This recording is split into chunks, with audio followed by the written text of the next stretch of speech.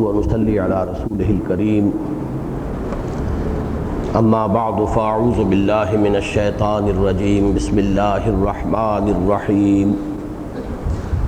رب اشرح لي صدري ويسر لي امري واحلل عقدة من لساني يفقهوا قولي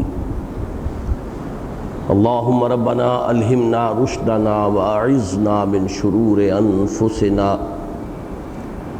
اللهم ارنا الحق حقا وارزقنا اتباعه وارنا الباطل باطلا وارزقنا اجتنابه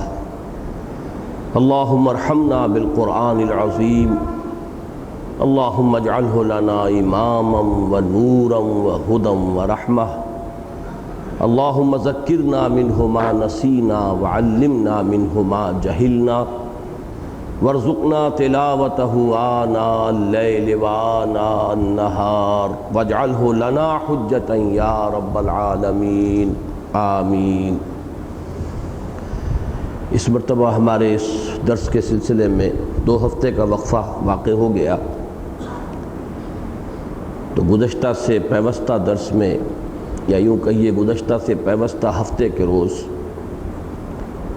ہم نے سورۃ الحاقہ کے پہلے رکوع کی تلاوت مکمل کر لی تھی، لیکن درس اس کے صرف نصف تک پہنچ سکا تھا، اس لیے کہ 37 آیات پر یہ پہلا رکوع مشتمل ہے اور ہم 18 آیات تک اپنے مطالعے کو پہنچا سکے تھے۔ اب آج جیسا کہ میں نے کل جمعے میں اعلان کیا تھا، آپ کے علم میں ہے، بجائے اس کے کہ میں خود وہ تلاوت دوبارہ کروں اور دوسرے رکوع کی تلاوت بھی کروں، اس لیے کہ آج ارادہ یہی ہے کہ ہم اس سورہ مبارکہ کے درس کو مکمل کر لیں گے انشاءاللہ العزیز۔ میں نے یہ مناسب سمجھا ہے کہ اس سورہ مبارکہ کی قرأت کا ہمارے پاس ایک ٹیپ ہے شیخ عبدالباسط محمد عبدالصمد مرحوم کا، جو مصر کے مشہور قاری ہیں، تو مکمل سورہ مبارکہ کا وہ اس وقت ٹیپ آپ کو سنایا جائے گا،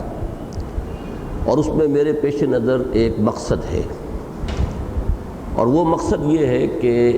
قرآن حکیم کے حسن قرأت کی جو اہمیت ہے اور اس کی جو تاثیر ہے، اس کا ایک ذاتی تجربہ ہمارے اس حلقہ درس میں جتنے بھی شریک ہونے والے حضرات ہیں ان سب کو ہو جائے، اس لیے کہ اس دور میں بعض اقلیت پسند حضرات کی جانب سے ان چیزوں کی تقریباً نفی کر دی گئی ہے۔ ہمارے ہاں جو اعلانیہ منکرین حدیث اور منکرین سنت ہیں، وہ تو سرے سے اس بات کے ہی قائل نہیں ہے کہ قرآن مجید کی صرف تلاوت یا قرأت سے بھی انسان کو کوئی فائدہ یا ثواب پہنچتا ہے۔ وہ یہ سمجھتے ہیں کہ جب تک قرآن کو سمجھا نہ جائے، سمجھے بغیر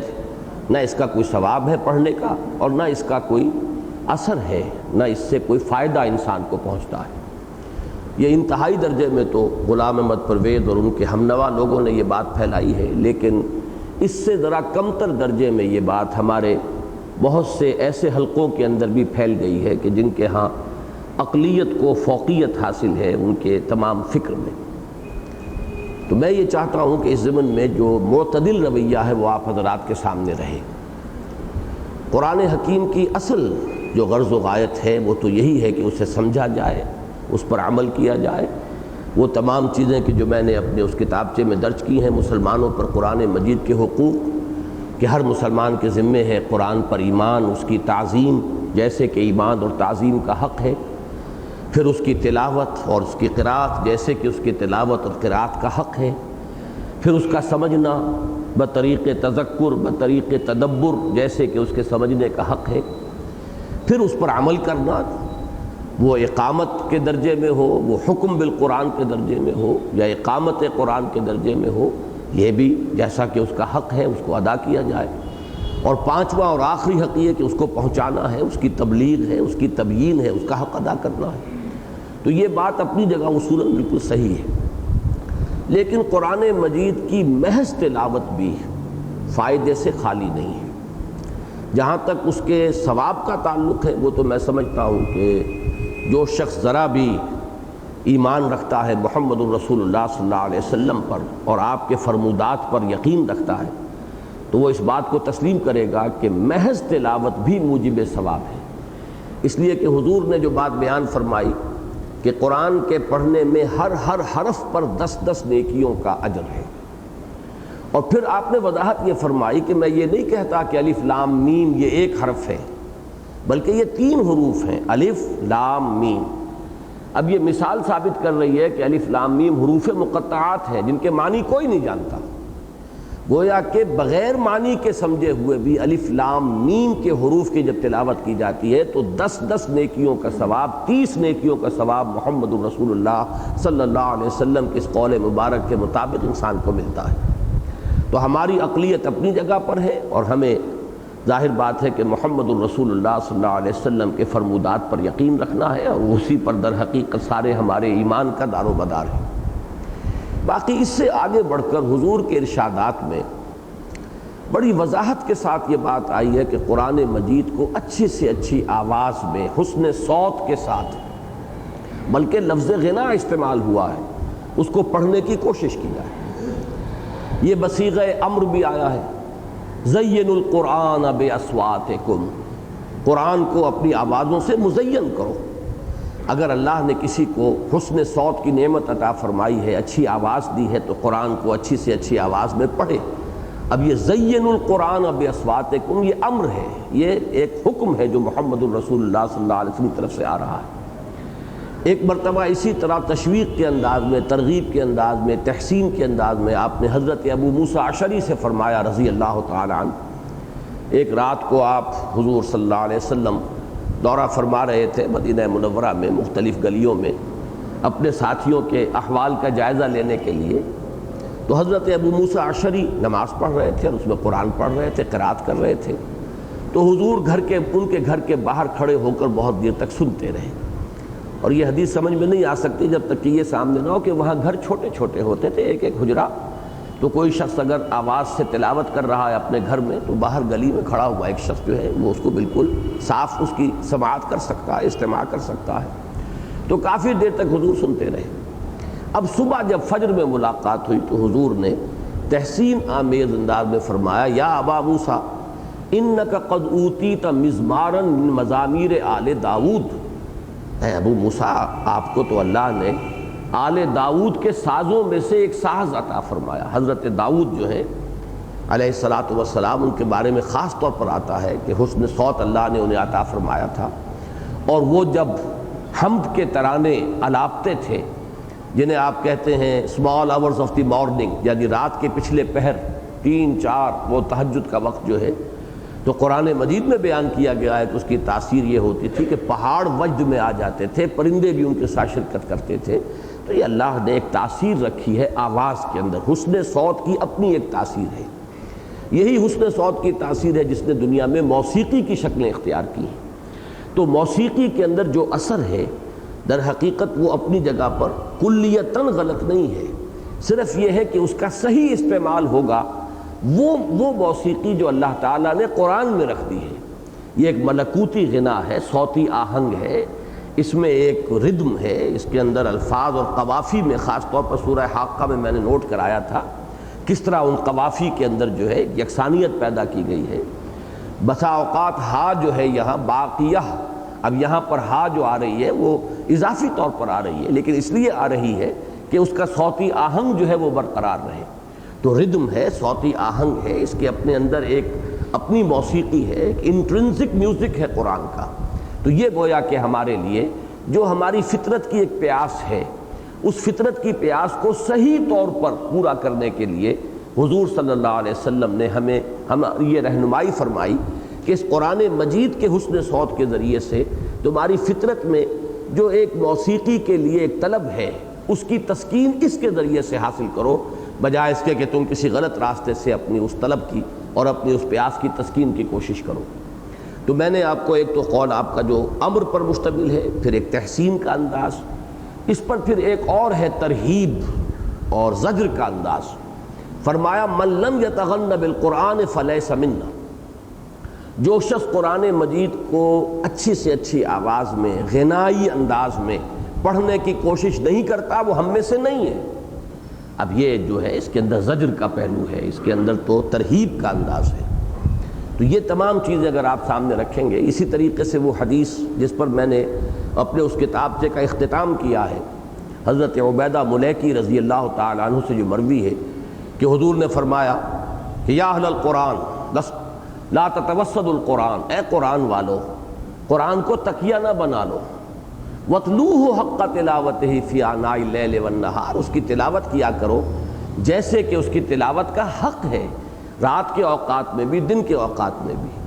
وَافْشُوهُ، اس کو پھیلاؤ، عام کرو، افشا کرو، چھپاؤ نہیں، بلکہ یہ کہ اسے دوسروں تک پہنچاؤ۔ وَتَغَنَّوْهُ، اور اس کے ساتھ غنا اور ایک جو اس کے اندر ایک انٹرنزک میوزک ہے اس کا اپنا، ایک اس کی ملکوتی جو موسیقی ہے، اس کو بھی بروئے کار لانے کی کوشش کرو، اس کو بھی ظاہر کرو۔ وَتَغَنَّوْهُ وَتَدَبَّرُوا فِيهِ، اور آخری بات یہ کہ اس پہ تدبر کرو، غور و فکر کرو، سمجھو، اس سے لعلکم تفلحون، یہ اگر کام کرو گے قرآن کے ساتھ تو امید ہے کہ تم فلاح پاؤ گے۔ تو اس میں بھی وہ تغنّوہ کا لفظ موجود ہے۔ تو اس اعتبار سے اب میں اپنا ایک ذاتی تجربہ جو میں نے پہلے بھی بارہا نقل کیا ہے، آج چونکہ اس موضوع پر میں خاص طور پر یہ نشست منعقد کر رہا ہوں، اس لیے اسے بھی میں ریکارڈ پر لے آنا چاہتا ہوں۔ میرا اپنا ذاتی تجربہ ہے، اور واقعہ یہ ہے کہ اصل یقین انسان کو ذاتی تجربے سے حاصل ہوتا ہے کسی شے کا۔ مجھے ایک زمانہ تھا جب کہ، بلکہ یوں کہیے کہ ایک زمانے تک سورہ رحمان اور سورہ واقعہ سے کچھ ذہنی بعد تھا۔ اس کی وجہ یہ ہے کہ اس میں حور و قصور اور غلمان اور وہ کھانے پینے کی چیزیں، یوں کہیے کہ حصی لذتیں جو ہو سکتی ہیں، سینشول گریٹیفیکیشن والی چیزیں، ان کا ذکر ہے، جنت کی نعمتوں کا۔ طبیعت میں ایک انقباض پیدا ہوتا تھا کہ یہ تو در حقیقت انسان کا جو بیسر سیلف ہے، اس کا جو اینیمل جو ایسپیکٹ ہے انسان کے وجود کا، یہ اس کی دلچسپی کی چیزیں ہیں۔ قرآن مجید ان کو اتنی اہمیت سے بیان کر رہا ہے، تو طبیعت میں ایک انقباض اور ایک ذہنی اور نفسیاتی سا حجاب تھا میرے اور ان دو صورتوں کے مابین۔ ویسے تو یہ کہ تذکرہ قرآن مجید میں اور دوسرے مقامات پر بھی ہے جنت کی نعمتوں کا، لیکن یہ ہے کہ سورۃ الدہر میں ہے یا اور مختلف مقامات پر ہے، لیکن یہ کہ ان دو صورتوں میں خاص طور پر سورہ رحمان کا جو طویل ترین رکوع ہے، تیسرا رکوع، اور سورہ واقعہ کے ابتدا میں جو آیات آئی ہیں تقریباً نصف سورہ جو ہے مشتمل ہے اسی پر۔ تو یہ حجاب تھا، اور مجھے اس پر ایک الجھن بھی تھی، طبیعت کو ایک کوفت تھی کہ کیا وجہ ہے قرآن مجید کی ان اہم صورتوں سے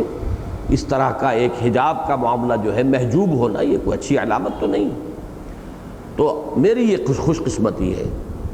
جب صدر ناصر صاحب آئے تھے سن 59 میں پاکستان کے دورے پر، ان کے ساتھ قاری آئے تھے، قاری محمود خلیل حسری رحمہ اللہ۔ میں چونکہ ان کا بہت قائل ہوں، اور ان کی قرات اور ان کی حسن قرات اور اس کے اندر صحت کا برقرار رکھنا اور ہرگز کسی تکلف سے کام نہ لینا، یہ میں نے جس قدر ان میں پایا ہے کسی اور قاری میں نہیں پایا۔ انہوں نے اس وقت کراچی میں چونکہ آئے تھے صدر ناصر صاحب کے ساتھ، تو مختلف محفلوں میں انہوں نے صورتیں پڑھی، ان میں سورۃ الرحمان بھی پڑھی۔ میں سن 62 میں کراچی منتقل ہوا تھا عارضی طور پر، مجھے وہاں جا کر وہ ریکارڈ ملا، میں نے سنا، اور میں نے بارہا یہ عرض کیا ہے کہ ابھی تک مجھے یاد ہے کہ میں نے ایسے محسوس کیا تھا اس قرات کو سنتے ہوئے کہ جیسے دل پر کوئی پردہ تھا اور وہ اترتا چلا گیا۔ یہ میرا ذاتی احساس ہے جس کے تحت میں یہ اب یقین کے ساتھ کہہ سکتا ہوں کہ الفاظ کے معنی تو مجھے پہلے بھی معلوم تھے، الفاظ کے معنی جو ہے اس قرات کو سن کر کوئی بدل نہیں گئے، اس کے اندر کوئی میرے لیے کوئی انٹلیکچول کوئی دلیل، کوئی منطقی، کوئی فلسفیانہ دلیل نہیں تھی، لیکن یہ کہ اس حسن قرات جو ہے اس کی اپنی ایک تاثیر ہے۔ آج کل آپ کو معلوم ہے دنیا میں اصطلاحات جو ہیں مروج ہیں، ایکسٹرا سینسری پرسیپشن، کہ ایک تو ہمیں معلومات حاصل ہوتی ہیں اپنے حواس خمسہ کے ذریعے سے، لیکن آج ثابت ہو چکا ہے کہ انسان کو بہت سی معلومات جو ہیں حاصل ہوتی ہیں جو ان حواس خمسہ سے ماوراء کوئی حص ہے ہمارے اندر، وہ ایکسٹرا سینسری پرسیپشن کہلاتی ہے۔ اسی طرح آج میں سوچ رہا تھا کہ ایک لفظ اگر مجھے اصطلاح وضع کرنے کی اجازت ہو تو ایک تو ہے انسان کے ذہن کا اثر قبول کرنا منطقی طور پر دلیل سے، استدلال سے، برہان سے، یہ تو گویا کہ انٹلیکچول امپریشن ہے جو انسان حاصل کرتا ہے کسی چیز کا تأثر اپنے تعقل کے ذریعے سے، لیکن کوئی نہ کوئی ایکسٹرا انٹلیکچول امپریشن بھی انسان میں ہے کہ وہ اس کے عقل اور تعقل اور اس کے فہم اور اس کی منطق، اس سے ماورا کوئی تاثیر ہے جیسے کہ موسیقی کی تاثیر ہے، ایسے ہی قرآن مجید کی اپنی ایک تاثیر ہے کہ یہ گویا کہ انسان کے وجود کے اندر اترتا ہے۔ اب یہ لفظ چونکہ میری زبان سے نکلا ہے تو علامہ اقبال کا شعر بھی یاد آ گیا، چوں بجاں در رفت جاں دیگر شود۔ اصل شے تو یہ ہے کہ قرآن ہمارے اندر اتر جائے، چوں بجاں در رفت، جب یہ قرآن کسی کے اندر اتر جاتا ہے جاں دیگر شود، وہ جان اور ہی ہو جاتی ہے، بدل جاتی ہے، یعنی اندر باطن میں ایک انقلاب آ جاتا ہے۔ تو انسان کے باطن میں قرآن کے اترنے کا ایک پروسیس تو وہی ہے کہ آپ عقل سے اسے سمجھیں، غور کریں، تعقل کے ذریعے سے، تفہم کے ذریعے سے اس کو اپنے اندر اتاریں۔ لیکن یہ کہ اس کے علاوہ بھی کوئی نہ کوئی چینلز ہیں، انویزیبل، امپرسیپٹیبل، کہ جن کے ذریعے سے قرآن ہمارے اندر اترتا ہے۔ یہ اترنے کا ایک ذریعہ جو ہے حسن قرات بھی ہے، جس کا کہ میں نے تجربہ محسوس کیا، اور میں پھر یہ عرض کر دوں کہ میں اسے اپنی بہت بڑی خوشبختی سمجھتا ہوں کہ چند سالوں کے بعد جب میں لاہور میں آ کر سیٹل ہو چکا تھا سن 66 کے بعد، غالباً یہ 68-69 کی بات ہے کہ قاری محمود خلیل حسری رحمہ اللہ دوبارہ آئے پاکستان۔ اب وہ آئے تھے اپنے طور پر صدر ناصر نہیں، بلکہ چونکہ پہلی اس وزٹ کے بعد پاکستان میں جو مصری قرات ہے وہ انٹروڈیوس ہو چکی تھی، اس سے پہلے تو ہم واقف ہی نہیں تھے۔ ہم تو ہمارے جو یہیں کے پانی پتی انداز کی قرات ہے صرف اسی سے واقف تھے۔ مصری قرات سے تو یہاں تعارف ہی ہوا ہے اصل میں اس دورے کے بعد، جبکہ صدر ناصر صاحب کے ساتھ قاری محمود خلیل حسری کی آمد ہوئی۔ لیکن اس کے بعد بہرحال چرچہ بڑھ گیا تھا، اور پھر بہت سی محفلیں ہوئی ہیں، ان کو خصوصیت کے ساتھ بلایا گیا ہے۔ تو یہیں جامعہ اشرفیہ میں ان کی ایک محفل ہوئی، قاری عبدالباسط بھی تھے اور محمود خلیل حسری بھی تھے۔ وہاں مجھ پر اللہ کا یہ کرم ہوا کہ انہوں نے سورہ واقعہ کو منتخب کیا، اور یہی دو صورتیں تھیں جن کے بارے میں نے عرض کیا، اور وہی کیفیت مجھے الحمدللہ اس قرات کو سن کر بارہا پھر بعد میں سنی ہے۔ تو وہ جو ایک حجاب سا تھا دور ہوا ہے محض اس حسن قرات کے ذریعے سے، یہ میرا تجربہ ہے۔ اس میں بس آخری بات میں اور عرض کر دوں، پہلے بھی تذکرہ ہوا ہے، اللہ تعالیٰ کی مختلف قوموں پر مختلف عنایتیں ہیں، مختلف دین ہے اللہ کی، آرا کے دہند اینا دہند، کسی کو وہ نعمت دی ہے تو یہ نہیں دی ہے، کسی کو یہ دی ہے تو وہ نہیں دی ہے۔ اسی طرح قرآن مجید کے بارے میں ایک کہاوت ہے، وہ کہاوت، اس میں پہلی بات تو یہ کہ قرآن نازل ہوا حجاز میں۔ ظاہر بات ہے مکی صورتیں، مدنی صورتیں، یہ سب قرآن مجید کا نزول کہاں ہو رہا ہے؟ یا تبوک کے لیے آتے جاتے قرآن نازل ہوا، یا طائف کے سفر پر آتے جاتے، یہ سب حجاز ہے، ایک ہی ملک ہے یہ، عربین پیننسولا کا ایک خاص حصہ ہے جسے ہم حجاز کہتے ہیں۔ قرآن نازل ہوا حجاز میں، اسے پڑھا مصریوں نے۔ یہ اللہ تعالیٰ کا کوئی خصوصی فضل ہے اس قوم کے اوپر کہ قرات جو ہے یہ گویا کہ خاص ان کا ایک اللہ تعالیٰ کی طرف سے انہیں عطیہ ہے۔ اسے لکھا ترکوں نے، حسن کتابت میں اس قوم سے آگے کوئی آج تک نہیں جا سکا۔ ترکوں کا حسن کتابت قرآن مجید کا، اور یہ بھی سمجھ لیجئے حسن نظر بھی انسان کی ایک طلب ہے اس کی فطرت کی۔ تو حسن نظر میں جہاں پر یہ جو مناظر ہیں فطرت کے وہ ہماری اس پیاس کی تسکین کا ذریعہ بنتے ہیں، تو مسلمانوں کی ثقافت میں قرآن مجید کی کتابت کے اندر حسن پیدا کرنا، یہ بھی گویا کہ ہمارے آرٹ کا اور ہمارے فن کا ایک بہت اہم شعبہ رہا ہے۔ اور اس کے بعد ایک چیز ایڈ کی گئی ہے کہ اس کو سمجھا ہندیوں نے۔ یہ کہا جا سکتا ہے کہ شاید ہندیوں نے، یعنی ہندیوں سے مراد انڈو پاکستانی بر عظیم پاک و ہند کے لوگ، تو شاید یہ مثل انہوں نے گھڑی ہے اپنے ذوق کے لیے اور اپنی مدح خود کے لیے، یہ ایک گمان ہو سکتا ہے۔ لیکن میں اس کا قائل ہوں اس اعتبار سے کہ واقعہ یہ ہے کہ کم سے کم گزشتہ 300 سال کے دوران جو کام قرآن مجید پر اس بر عظیم پاک و ہند میں ہوا ہے، میں نے جو مفصل ایک داستان لکھی ہے دعوت رجوع الی القرآن، وہ شاہ ولی اللہ دہلوی رحمۃ اللہ علیہ سے شروع ہو کر اور پھر اس صدی میں آگے بڑھتی چلی جا رہی ہے، اور ہماری بھی یہ جد و جہد اور کوشش جو ہے اسی کا ایک حقیر سا ایک شعبہ سمجھیے، اسی کی ایک شاخ سمجھیے۔ تو اس میں کوئی شک نہیں ہے کہ یہ توجہ قرآن مجید پر پورے عالم اسلام میں کسی اور ملک میں نہیں ہوئی۔ دوسرے ممالک میں حدیث پر توجہ ہو رہی ہے، مصر میں خاص طور پر فقہ پر بہت کام ہوا ہے اور بہت قابل قدر کام ہوا ہے، لیکن قرآن مجید، خصوصاً قرآن مجید کی حکمت اور جدید جو ایک انٹلیکچول بیک گراؤنڈ ہے، اس میں قرآن کی تفہیم اور قرآن کا سمجھنا، یہ تو میں سمجھتا ہوں کہ اس میں میرے نزدیک چونکہ چوٹی پر علامہ اقبال ہیں، چاہے وہ مفسر نہ ہو، میں نہ عارف، نہ مجدد، نہ محدث، نہ فقیہ، لیکن یہ ہے کہ قرآن مجید کی عظیم ترین تعبیرات اس دور کی علمی سطح کے مطابق علامہ اقبال نے کی ہے۔ تو یہ کام جو ہے جس طریقے سے یہاں ہوا اور کہیں نہیں ہوا، اور میں جب آج سوچ رہا تھا تو مجھے علامہ کا ایک اور شعر بھی یاد آ رہا تھا کہ عطا مومن کو پھر درگاہ حق سے ہونے والا ہے، شکوہ ترکمانی ذہن ہندی نطق اعرابی۔ عربوں کی جو خاص شے ہے وہ ان کا نطق ہے، ان کا قادر الکلام ہونا ہے، اسی وجہ سے انہیں غرہ بھی تھا اپنے قادر الکلام ہونے پر، اور پوری دنیا کے وہ عجم کہتے تھے کہ یہ گونگے لوگ ہیں، انہیں بولنا ہی نہیں آتا، شعر ہمارا شعر ہے، خطابت ہماری خطابت ہے۔ اسی طریقے سے شکوہ ترکمانی، اب ظاہر بات ہے کہ جیسے عظیم یعنی فاتح ترکوں نے پیدا کیے ہیں، اور جس طرح کی اسلام کی یہ 400 سال کی تاریخ جو ہے اس میں جو شکوہ ظاہر ہوا ہے، تو شکوہ ترکمانی اور درمیان میں ذہن ہندی۔ اب ذہن ہندی ہی کا ایک مظہر علامہ اقبال کا ذہن بھی ہے، اور بھی جو اس زمین سرزمین نے پیدا کیے لوگ۔ تو بہرحال یہ ایک تمہیدی گفتگو تھی۔ اب ہم اس سورہ مبارکہ کی قرأت کا ریکارڈ سنیں گے،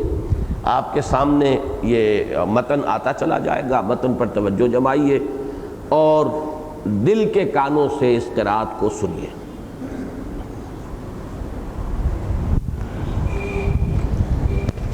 صحیح چلے گا؟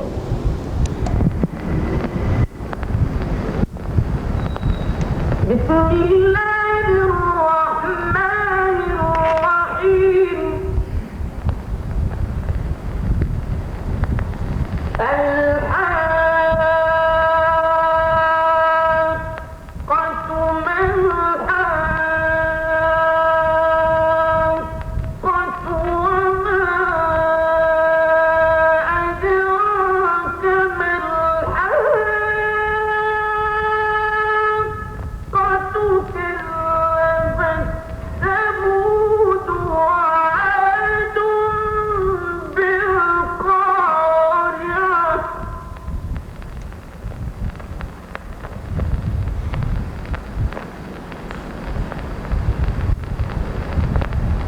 بسم اللہ الرحمن الرحیم۔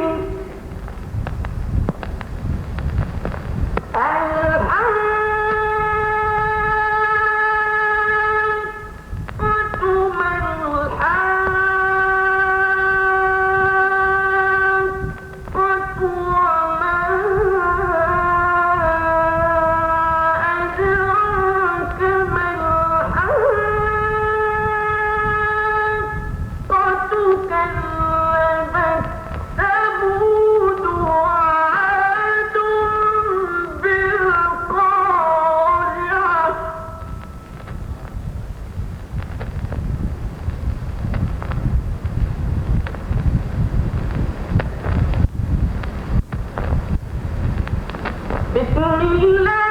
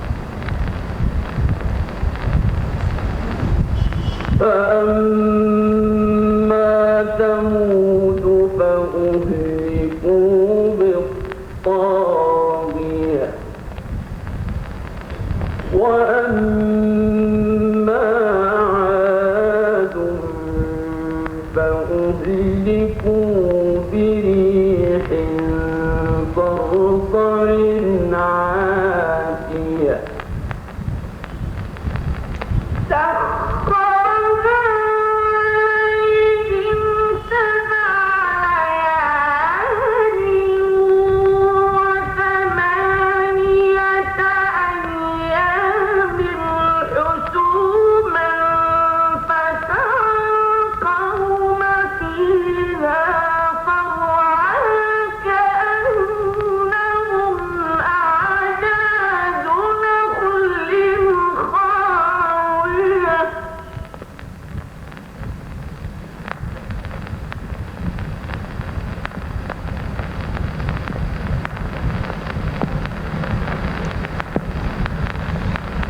وأما عاد فأهلكوا بريح صرصر عاتية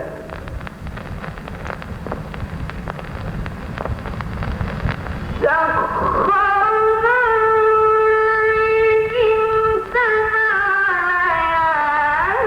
عليهم 8 أيام حسوما فترى القوم فيها صرعى كأنهم أعجاز نخل خاوية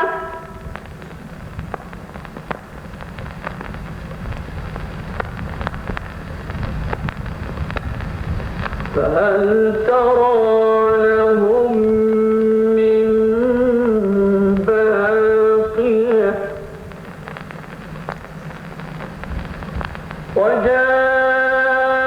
وجاء فرعون ومن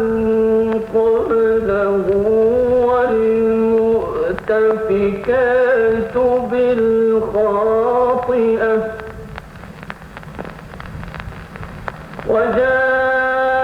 وجاء فرعون ومن قبله والمؤتفكات بالخاطئة فعصوا رسول ربهم فأخذهم أخذة رابية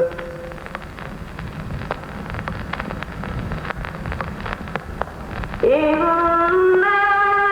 لما طغى الماء حملناكم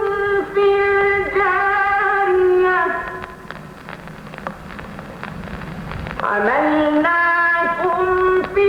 الجارية لنجعلها لكم تذكرة وتعيها أذن واعية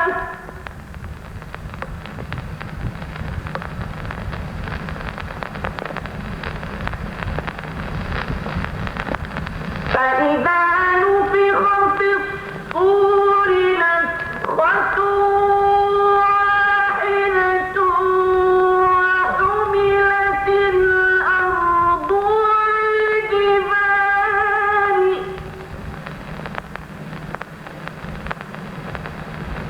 وحملت الأرض والجبال فدكتا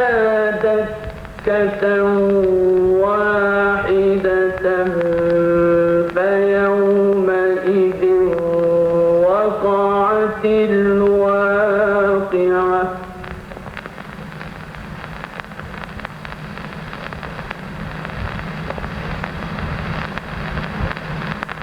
فيومئذ وقعت الواقعة وانشقت السماء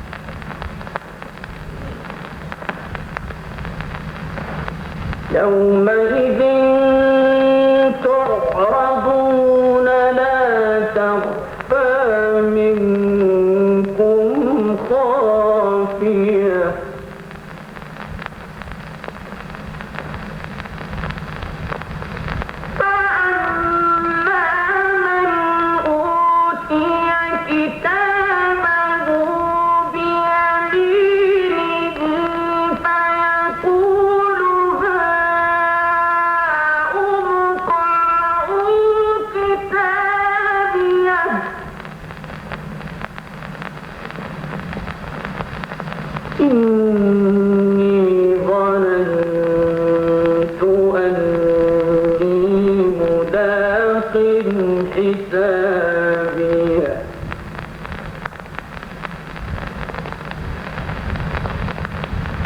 فهو في عيشة راضية في جنة عالية قطوفها دانية كلوا واشربوا هنيئا بما أسلفتم في الأيام الخالية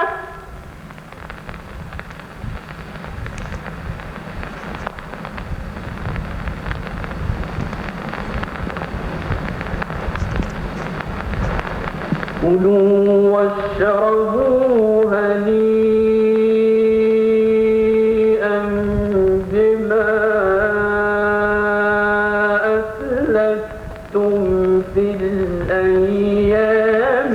الخالية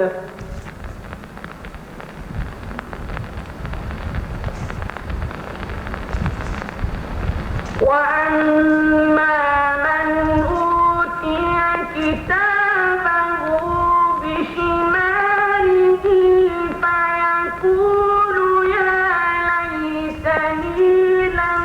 أوت كتابيه ولم أدر ما حسابيه يا ليتها كانت القاضية ما أغنى عني مالية هلك عني سلطانية خذوه فغلوه ثم الجحيم صلوه ثم في سلسلة ذرعها 70 ذراعا فاسلكوه إنه كان لا يؤمن بالله العظيم ولا يحض على طعام المسكين فليس له اليوم هاهنا حميم ولا طعام إلا من غسلين لا يأكله إلا الخاطئون فلا أقسم بما تبصرون وما لا تبصرون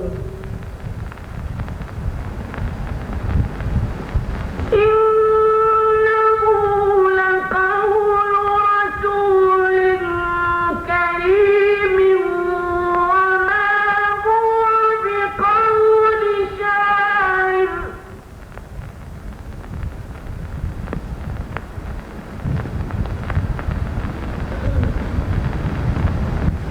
قليلا ما تؤمنون ولا بقول كاذب قليلا ما تذكرون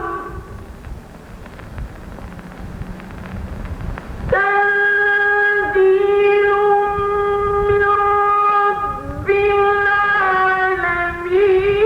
العالمين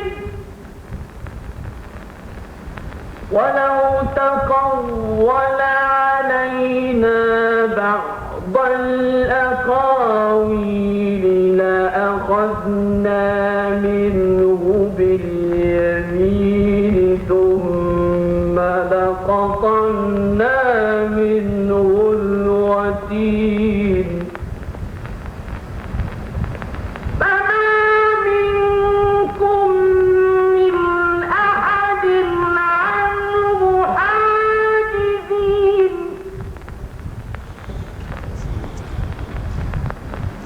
وَإِنَّهُ لَتَذْكِرَةٌ لِّلْمُتَّقِينَ وَإِنَّا لَنَعْلَمُ أَنَّ مِنكُم مُّكَذِّبِينَ وَإِنَّهُ لَحَسْرَةٌ عَلَى الْكَافِرِينَ وَإِنَّهُ لَحَقُّ الْيَقِينِ فَسَبِّحْ بِاسْمِ رَبِّكَ الْعَظِيمِ۔ بھی میں پچھلے درس میں بیان کر چکا ہوں، ان کا ایک اجمالی اعادہ آپ کے سامنے ہے۔ پہلی بات میں نے عرض کی تھی کہ اس سورہ مبارکہ کا جو اسلوب ہے، انداز ہے، وہ سورۃ القارعہ جو آخری پارے میں ہے اس سے بڑی مشابہت رکھنے والا ہے، اور سورۃ الواقعہ جو 27ویں پارے میں ہے اس کے ساتھ بہت گہری مناسبت رکھنے والا ہے۔ یوں سمجھیے کہ وہ 12 آیات پر مشتمل صورت ہے سورۃ القارعہ، یہ 52 آیات پر مشتمل صورت ہے 2 رکوعوں پر سورۃ الحاقہ، اور 96 آیات پر مشتمل صورت ہے سورۃ الواقعہ۔ یہ ایک تدریجاً ایک ہی انداز، ایک ہی اسلوب، لیکن حجم کے اندر تدریجی ارتقا ہوا ہے۔ القارعہ کے ساتھ جو لفظی مناسبت ہے وہ تو اس سے بھی ظاہر ہے کہ کذبت ثمود وعاد بالقارعہ، اس سورہ مبارکہ میں آغاز میں یہ لفظ آ چکا ہے۔ اس سے یہ بھی بالکل ثابت ہوتا ہے کہ سورۃ القارعہ پہلے نازل ہو چکی تھی، اس قارعہ کا مفہوم اس سورت کے حوالے سے معین ہو چکا تھا کہ قارعہ سے مراد قیامت، منکرین قیامت کا جو پھر انجام ہوا ہے وہ اس سورہ مبارکہ میں آیا ہے۔ پھر اسی طریقے سے سورۃ الواقعہ میں جو آغاز ہے اذا وقعت الواقعہ لیس لوقعتها کاذبہ، اس سورہ مبارکہ میں آپ نے دیکھا فیومئذ وقعت الواقعہ، تو یہ تو لفظی مناسبتیں ہیں۔ باقی سورۃ القارعہ کی ایک آیت اس میں آئی ہے جوں کی تو فہو فی عیشۃ راضیہ، وہاں بھی یہ آیت ہے فاما من ثقلت موازینہ فہو فی عیشۃ راضیہ، اور یہاں بھی ابھی ہمیں جو آیات پڑھنی ہے اس میں یہی آیت آپ کو جوں کی تو ملے گی۔ سورۃ الواقعہ کا آخری رکوع اور اس سورہ مبارکہ کا آخری یعنی دوسرا، واقعہ کا آخری یعنی تیسرا، اس میں تو بہت ہی گہری مناسبت ہے۔ وہاں بھی 2 آیتیں قسموں پر مشتمل ہے اور قرآن مجید کی عظمت کا بیان ہے۔ فلا اقسم بمواقع النجوم وانہ لقسم لو تعلمون عظیم انہ لقرآن کریم، یہاں پر بھی آپ دیکھیں گے کہ دوسرا رکوع جو ہے فلا اقسم بما تبصرون وما لا تبصرون انہ لقول رسول کریم وما هو بقول شاعر قلیلا ما تؤمنون۔ پھر اختتام دونوں رکوعوں کا ہے فسبح باسم ربک العظیم، دونوں میں یہ مضمون ہے انہ لحق الیقین، ان ھذا لہو حق الیقین، یہ سورہ واقعہ میں، اور انہ لحق الیقین یہ سورہ حاقہ میں جو ہم پڑھ رہے ہیں۔ اور بھی بہت سی مناسبتیں ہیں، تو ایک تو یہ نوٹ کیجئے کہ یہ 3 صورتیں تدریجاً حجم کے اعتبار سے قامت میں تو ان کے اندر ایک ارتقا ہوا ہے، مضامین میں بڑی گہری مناسبت ہے۔ البتہ جہاں تک جوڑے ہونے کی نسبت کا تعلق ہے تو اس سورہ مبارکہ کا جوڑا ہے سورہ قلم، اور اس کے اندر جو مناسبتیں ہیں وہ میں بیان کر چکا ہوں تفصیل سے، اجمالاً تذکرہ کر رہا ہوں کہ یہ جو نسبت زوجیت ہے 2 حصوں پر مشتمل ہوتی ہے۔ ایک پہلو سے مشابہت ہونی ضروری ہے، اور ایک پہلو سے ایک دوسرے کی تکمیل کرنے والا معاملہ۔ جیسے جوڑے جتنے بھی اللہ نے بنائے ہیں، اب انسانوں میں مرد اور عورت یہ آپس میں جوڑے ہیں تو ظاہر بات ہے دونوں انسان ہیں، دونوں میں بہت سی چیزیں مشابہ ہیں، بلکہ اکثر چیزیں مشابہ ہیں، لیکن بعض پہلوؤں سے وہ ایک دوسرے کی تکمیل کرتے ہیں۔ تو نسبت زوجیت ان 2 اجزاء پر ہمیشہ مشتمل ہوگی۔ تو سورہ نون جو سورہ قلم بھی کہلاتی ہے اور سورۃ الحاقہ، اس میں مشابہت بھی بہت ہے اور ایک دوسرے کی تکمیل کا معاملہ بھی ہے۔ تکمیل کا معاملہ اس پہلو سے ہے کہ سورۃ النون میں یا سورۃ القلم میں انباء الرسل کا کوئی ذکر نہیں، جبکہ اس سورہ مبارکہ میں انباء الرسل پر تفصیلاً 6 اقوام کا ذکر جو ہے وہ موجود ہے۔ حضرت نوح کا سب سے آخر میں کیا گیا ہے، شروع میں عاد اور سمود کا ہے، درمیان میں فرعون، آل فرعون اور قوم لوط، اور جیسا کہ میں عرض کر چکا ہوں وجاء فرعون ومن قبلہ، من قبلہ سے مراد ہے متصلاً جو قبل تھے آل فرعون سے، یعنی قوم مدین جن کی طرف کے حضرت شعیب بھیجے گئے۔ ان 6 اقوام کا ذکر ہوا ہے، 6 رسولوں کا بار بار قرآن مجید میں تذکرہ ہے، ان 6 کا یہاں تذکرہ موجود ہے۔ پھر وہاں قیامت کا فلسفہ تو آیا ہے، آخرت کا فلسفہ سورہ قلم میں، قیامت کے احوال نہیں بیان ہوئے، یہاں آپ نے دیکھا کہ قیامت کے احوال بیان ہوئے۔ یہ گویا کہ تکمیل کر رہی ہیں دونوں صورتیں ایک دوسرے کے مضامین کے حوالے سے۔ البتہ جو آخری مضمون ہے، آخری رکوع کا اس سورہ مبارکہ کے، اس کا بڑا گہرا معنوی ربط ہے اور مشابہت ہے جو سورہ نون کے ساتھ ہے۔ اس میں حضور کے مجنون ہونے کی نفی ہے، اس میں حضور کے شاعر اور کاہن ہونے کی نفی ہے، اور اسی سے در حقیقت تکمیل ہوتی ہے اس بات رسالت محمدی کی صلی اللہ علیہ وسلم۔ یہی اعتراضات تھے، یہی اشتباہات تھے جو وارد کیے جا رہے تھے، اور ان دونوں کی نفی کی گئی ان دونوں صورتوں کے اندر۔ تو جوڑے ہونے کے اعتبار سے ایک غیر اہم لیکن نمایاں نکتہ یہ بھی ہے کہ دونوں صورتیں بالکل ہم قامت ہیں۔ 52 آیتوں پر مشتمل ہے سورہ قلم یا سورہ نون، اور 52 ہی آیات پر مشتمل ہے سورۃ الحاقہ۔ بس صرف ان امور کو ذہن میں رکھیے۔ اب جو 18 آیتیں ہم پڑھ چکے ہیں ان میں صرف یاد کر لیجئے کہ پہلی 3 آیتوں میں تو سورۃ القارعہ کی طرح آغاز تمہید ہے، القارعہ مل قارعہ وما ادراک مل قارعہ، الحاقہ مل حاقہ وما ادراک مل حاقہ۔ وہ شدنی، وہ ہو پڑھنے والی، وہ کیا ہے وہ شدنی، اور آپ کو کیا خوب معلوم ہے کہ کیا ہے وہ شدنی، یا اے سامع تمہیں کیا معلوم کہ کیا ہے وہ شدنی۔ یہ میں تفصیل بیان کر چکا ہوں کہ وما ادراک مل حاقہ کی یہ دونوں معنی ہیں۔ اگر حضور کو مخاطب مانا جائے تو یہاں پر استعجاب کے انداز میں ہے کہ آپ کو خوب معلوم ہے، کیا خوب آپ جانتے ہیں کہ وہ قیامت کیا ہے۔ اور اگر ایک عام مخاطب کو مراد لیا جائے تو وہاں یہ ترجمہ ہوگا کہ تمہیں کیا معلوم کہ کیا ہے وہ قیامت، جب آئے گی تو کیا ہوگا، وہ شدنی شے کیا ہے، وہ ہونے والا واقعہ کیا ہے۔ اس کے بعد اب وہ 6 اقوام، جس میں میں نے ایک نقطہ عرض کیا تھا کہ ان 6 اقوام یا 6 انبیاء یا رسل کا جو ذکر قرآن میں آتا ہے، کہیں تو وہ آتا ہے ترتیب زمانی کے اعتبار سے، جیسے مثلا سورہ اعراف میں زمانی اعتبار سے پہلے حضرت نوح آئیں گے، پھر حضرت ہود جو قوم عاد کی طرف بھیجے گئے، پھر حضرت صالح جو قوم سمود کی طرف بھیجے گئے، پھر حضرت لوط جو عامورہ اور صدوم کی بستیوں کی طرف بھیجے گئے، پھر حضرت شعیب کے جو مدین کی طرف بھیجے گئے، پھر حضرت موسیٰ جو فرعون مصر کی طرف بھیجے گئے۔ تو ترتیب زمانی تو یہ ہے، اور بہت سی صورتوں میں آپ کو یہ ترتیب زمانی ملے گی، لیکن یہاں بالکل ایک ترتیب ایسی ہے کہ جس میں جب میں نے غور کیا تو یہ بات محسوس ہوئی کہ اس میں جغرافیائی ترتیب پیش نظر ہے۔ ان اقوام باعدہ کہلاتی ہیں، یہ عرب باعدہ، یہ قومیں کہ جو بالکل جن کا نام و نشان مٹ گیا، کالم یغنو فیہا۔ ان اقوام میں سے 2 تھیں جو جزیرہ نمائے عرب کے اندر تھیں۔ جنوب سے چلیے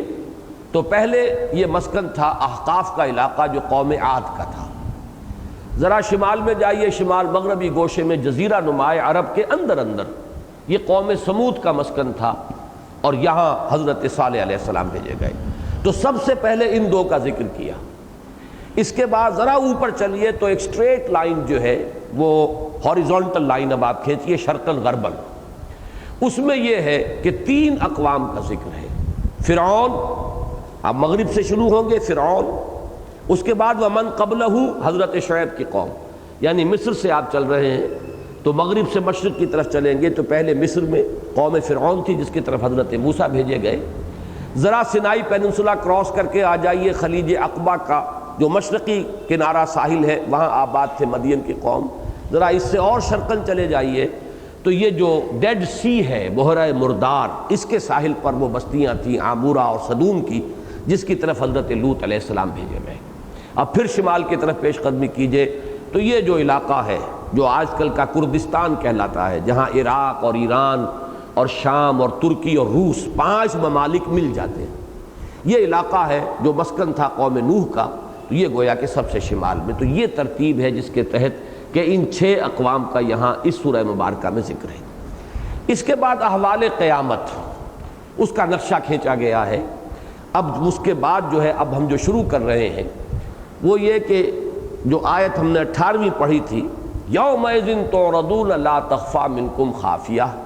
جب وہ قیامت واقع ہو جائے گی، فیومئذ وقعت الواقعہ، وہ واقعہ ہو جائے گا اور پروردگار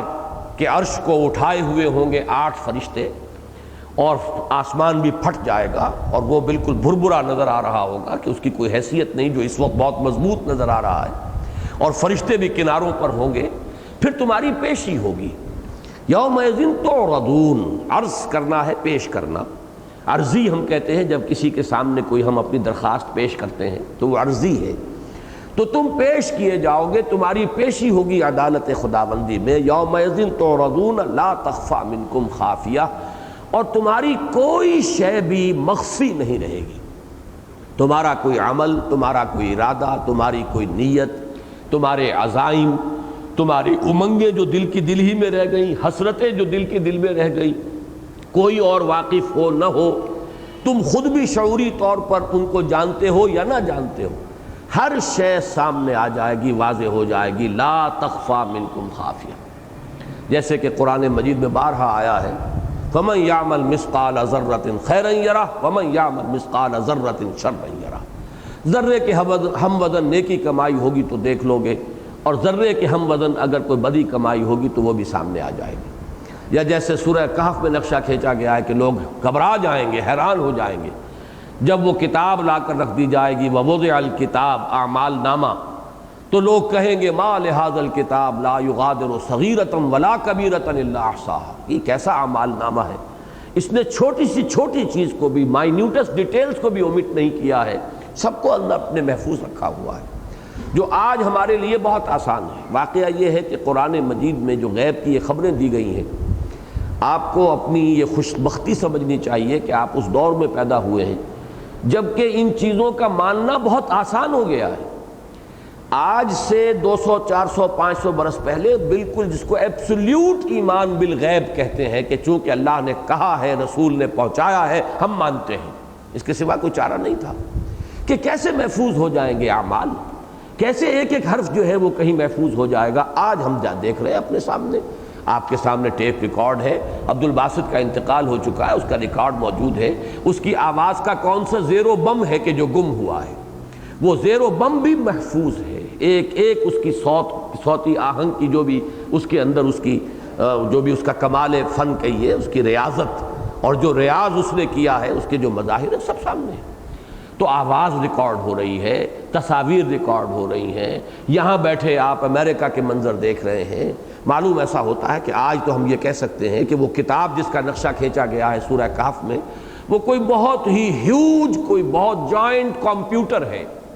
جس میں بس ایک بٹن دبے گا اور آپ کی فلم شروع ہو جائے گی کہ یہ ہے آپ کی زندگی کی فلم، اور یہ ہے آپ کے ساتھ آپ کے، اور کوئی ایسے بھی ہوں گے کہ جس سے آپ کی نیتیں بھی. آج اگر ہمارے پاس ایسے آلے آ گئے ہیں جن سے کسی کے جھوٹے اور سچے ہونے کا ہم اندازہ کر لیتے ہیں، دماغ میں جو ویوز اٹھتی ہیں ان کو ریکارڈ کر لیتے ہیں.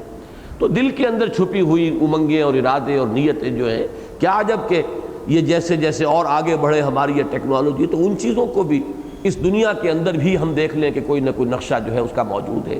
تو آج ان چیزوں کا ماننا بہت آسان ہے. یومئذ تعرضون لا تخفی منکم خافیہ. اب اس کے بعد جیسا کہ قرآن مجید کی اکثر مکی صورتوں میں ہے،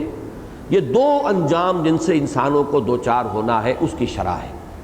یہ چیزیں ظاہر بات ہے کہ ہمارے لیے متشابہات میں سے ہیں کہ ان کے ایگزیکٹ مفہوم کو اس وقت ہم نہیں سمجھ سکیں گے.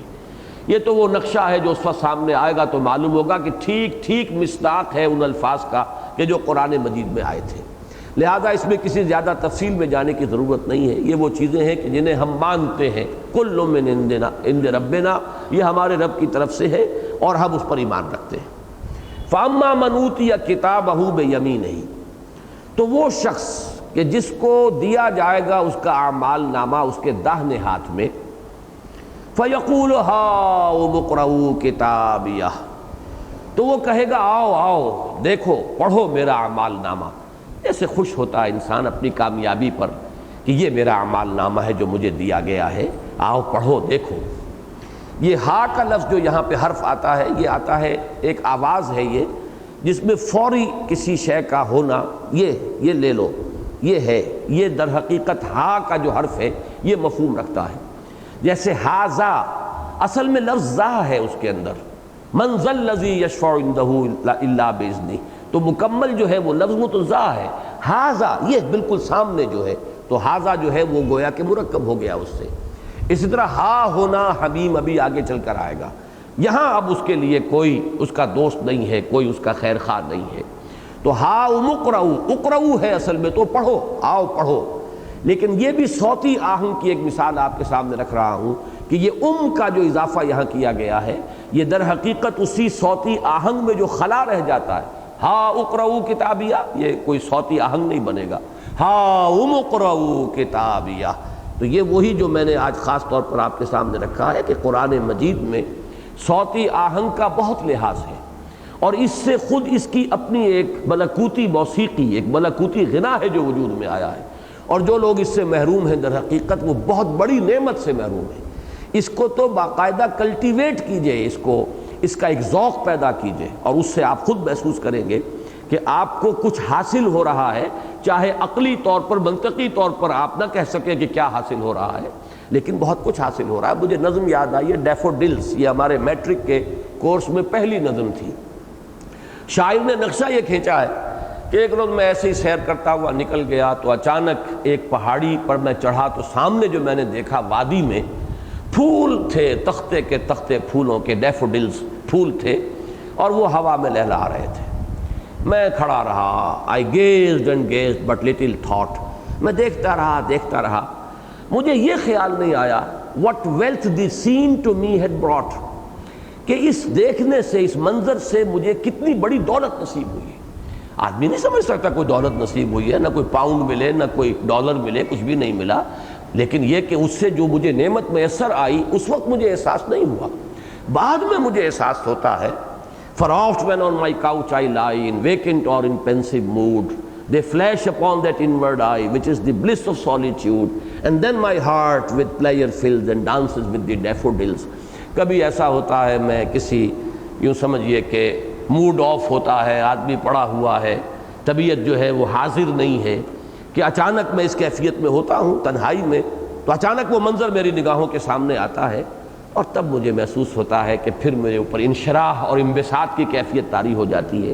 اور میرا دل جو بجھا سا تھا وہ پھر جیسے کہ وہ پھول جو ہیں وہ ڈانس کر رہے تھے ہوا کے اندر،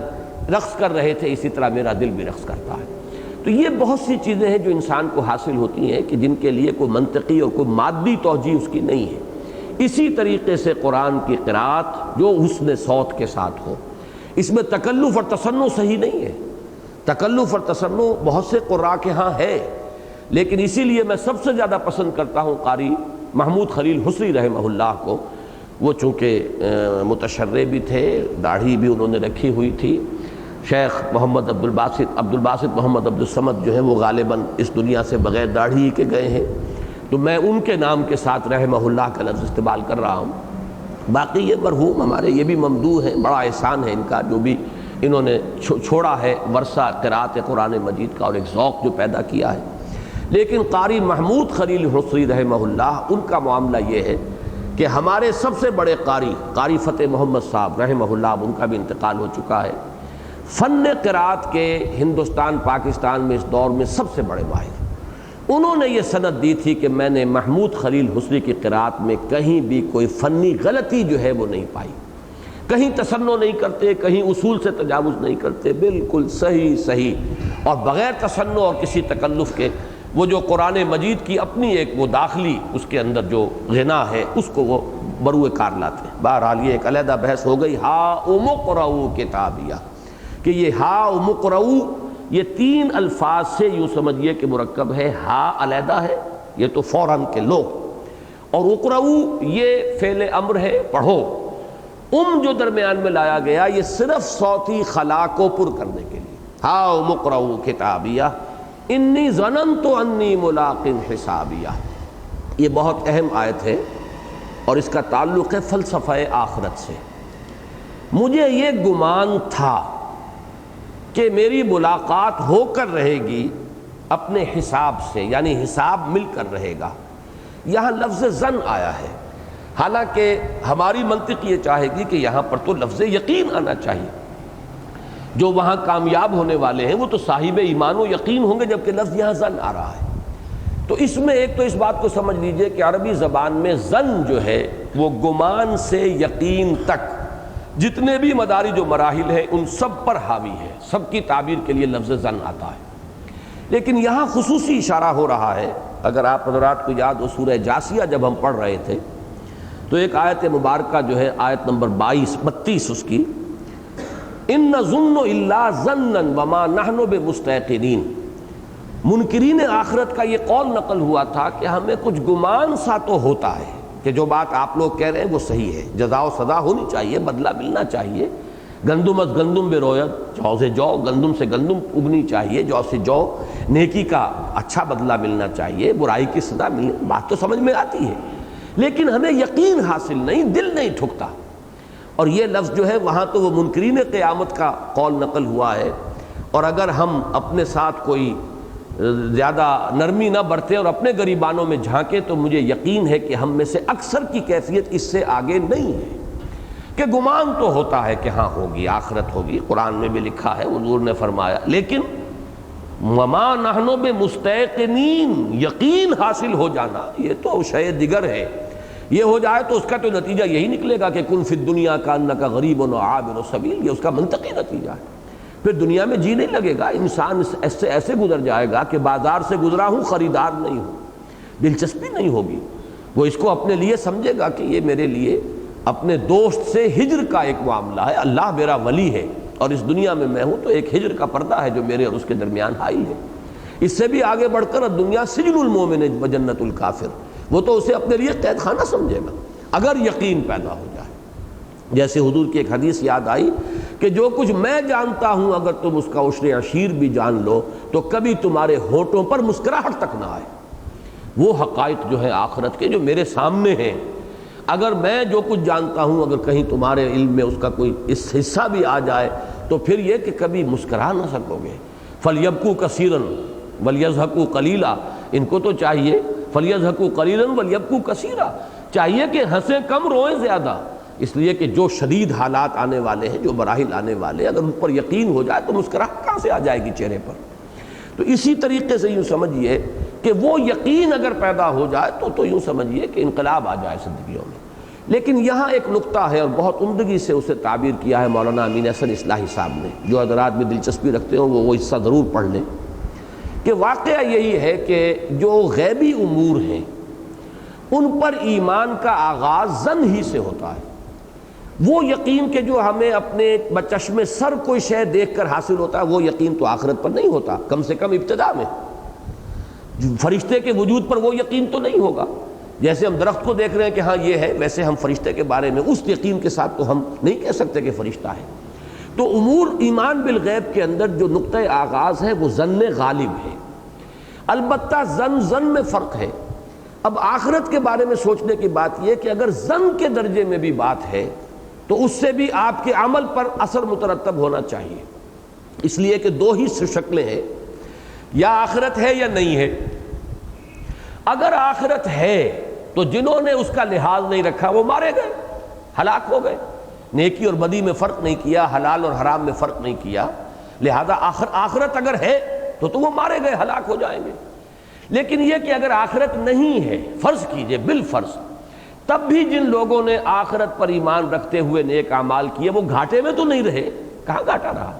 نہ ہونے سے کوئی انہیں نقصان نہیں ہوگا، لیکن بالفرض وہ ہو گئی تو کیا ہوگا؟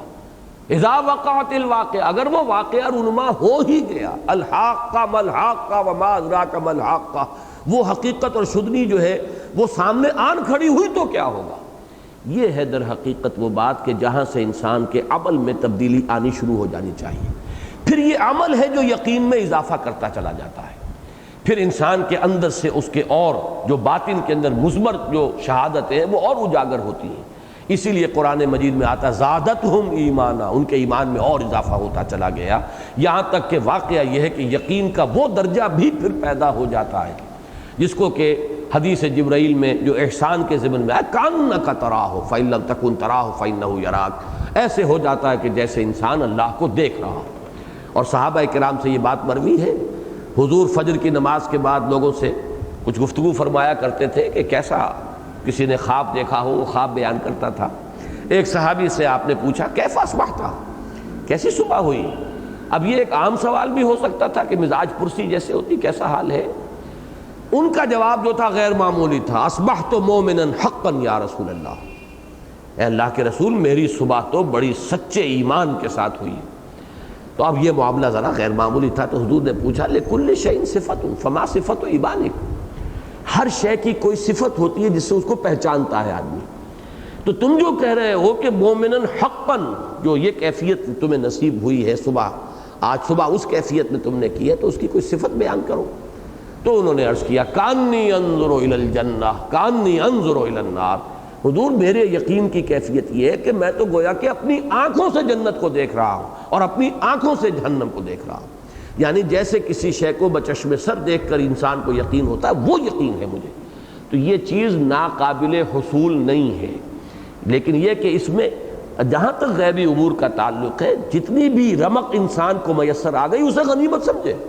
اور اس سے آگے عمل شروع کرے اس کے اعتبار سے، اور یہ عمل جو ہے مزید اس کے ایمان کے اندر اضافے کا موجب ہوگا۔ انی ظننت انی ملاق حسابیہ، مجھے گمان تھا یا مجھے یقین تھا کہ مجھے میرا حساب مل کر رہے گا، میں جو کام بھی کر رہا ہوں اللہ تعالیٰ کے اجر و ثواب کی امید میں، تو میری ملاقات ہوگی، میری وہ جد و جہد، میری وہ محنت، میری ایثار، میری قربانی جو ہے ضائع جانے والی نہیں ہے۔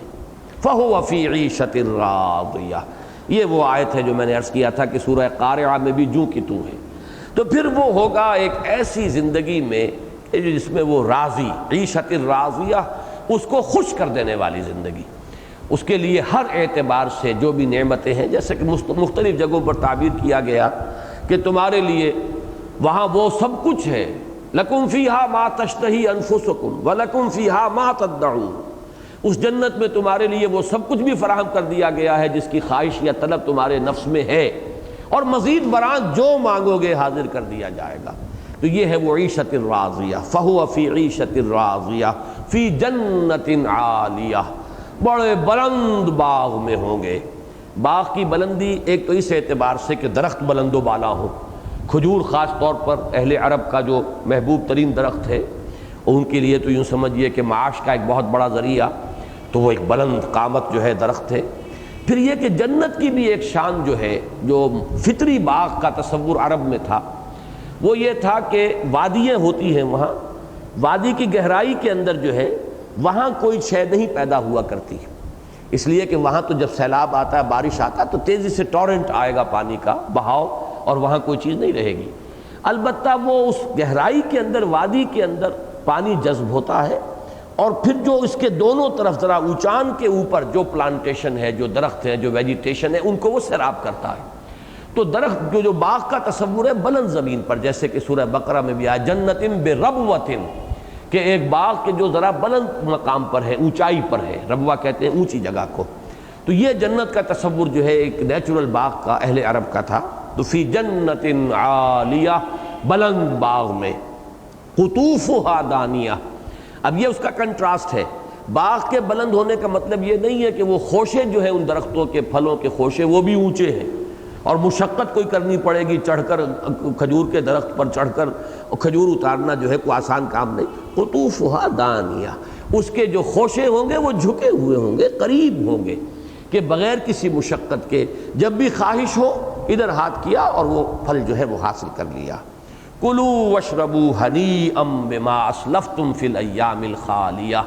اب یہ گویا کہ تعبیر ہے، اور یہ بھی کہا جا سکتا ہے کہ کہا جائے گا، کہا نہ بھی جائے تو یہ صورتحال ایسی ہے کہ یہ سب آپ کے ڈسپوزل پر ہے، جس طرح چاہیں ان نعمتوں سے استفادہ کریں۔ کلوا واشربوا، کھاؤ اور پیو، ہنیئا، رچتا پچتا، بما اسلفتم فی الایام الخالیہ، بعوض ان نیکیوں اور اعمال کے جو تم نے پہلے کیے گزشتہ دنوں میں،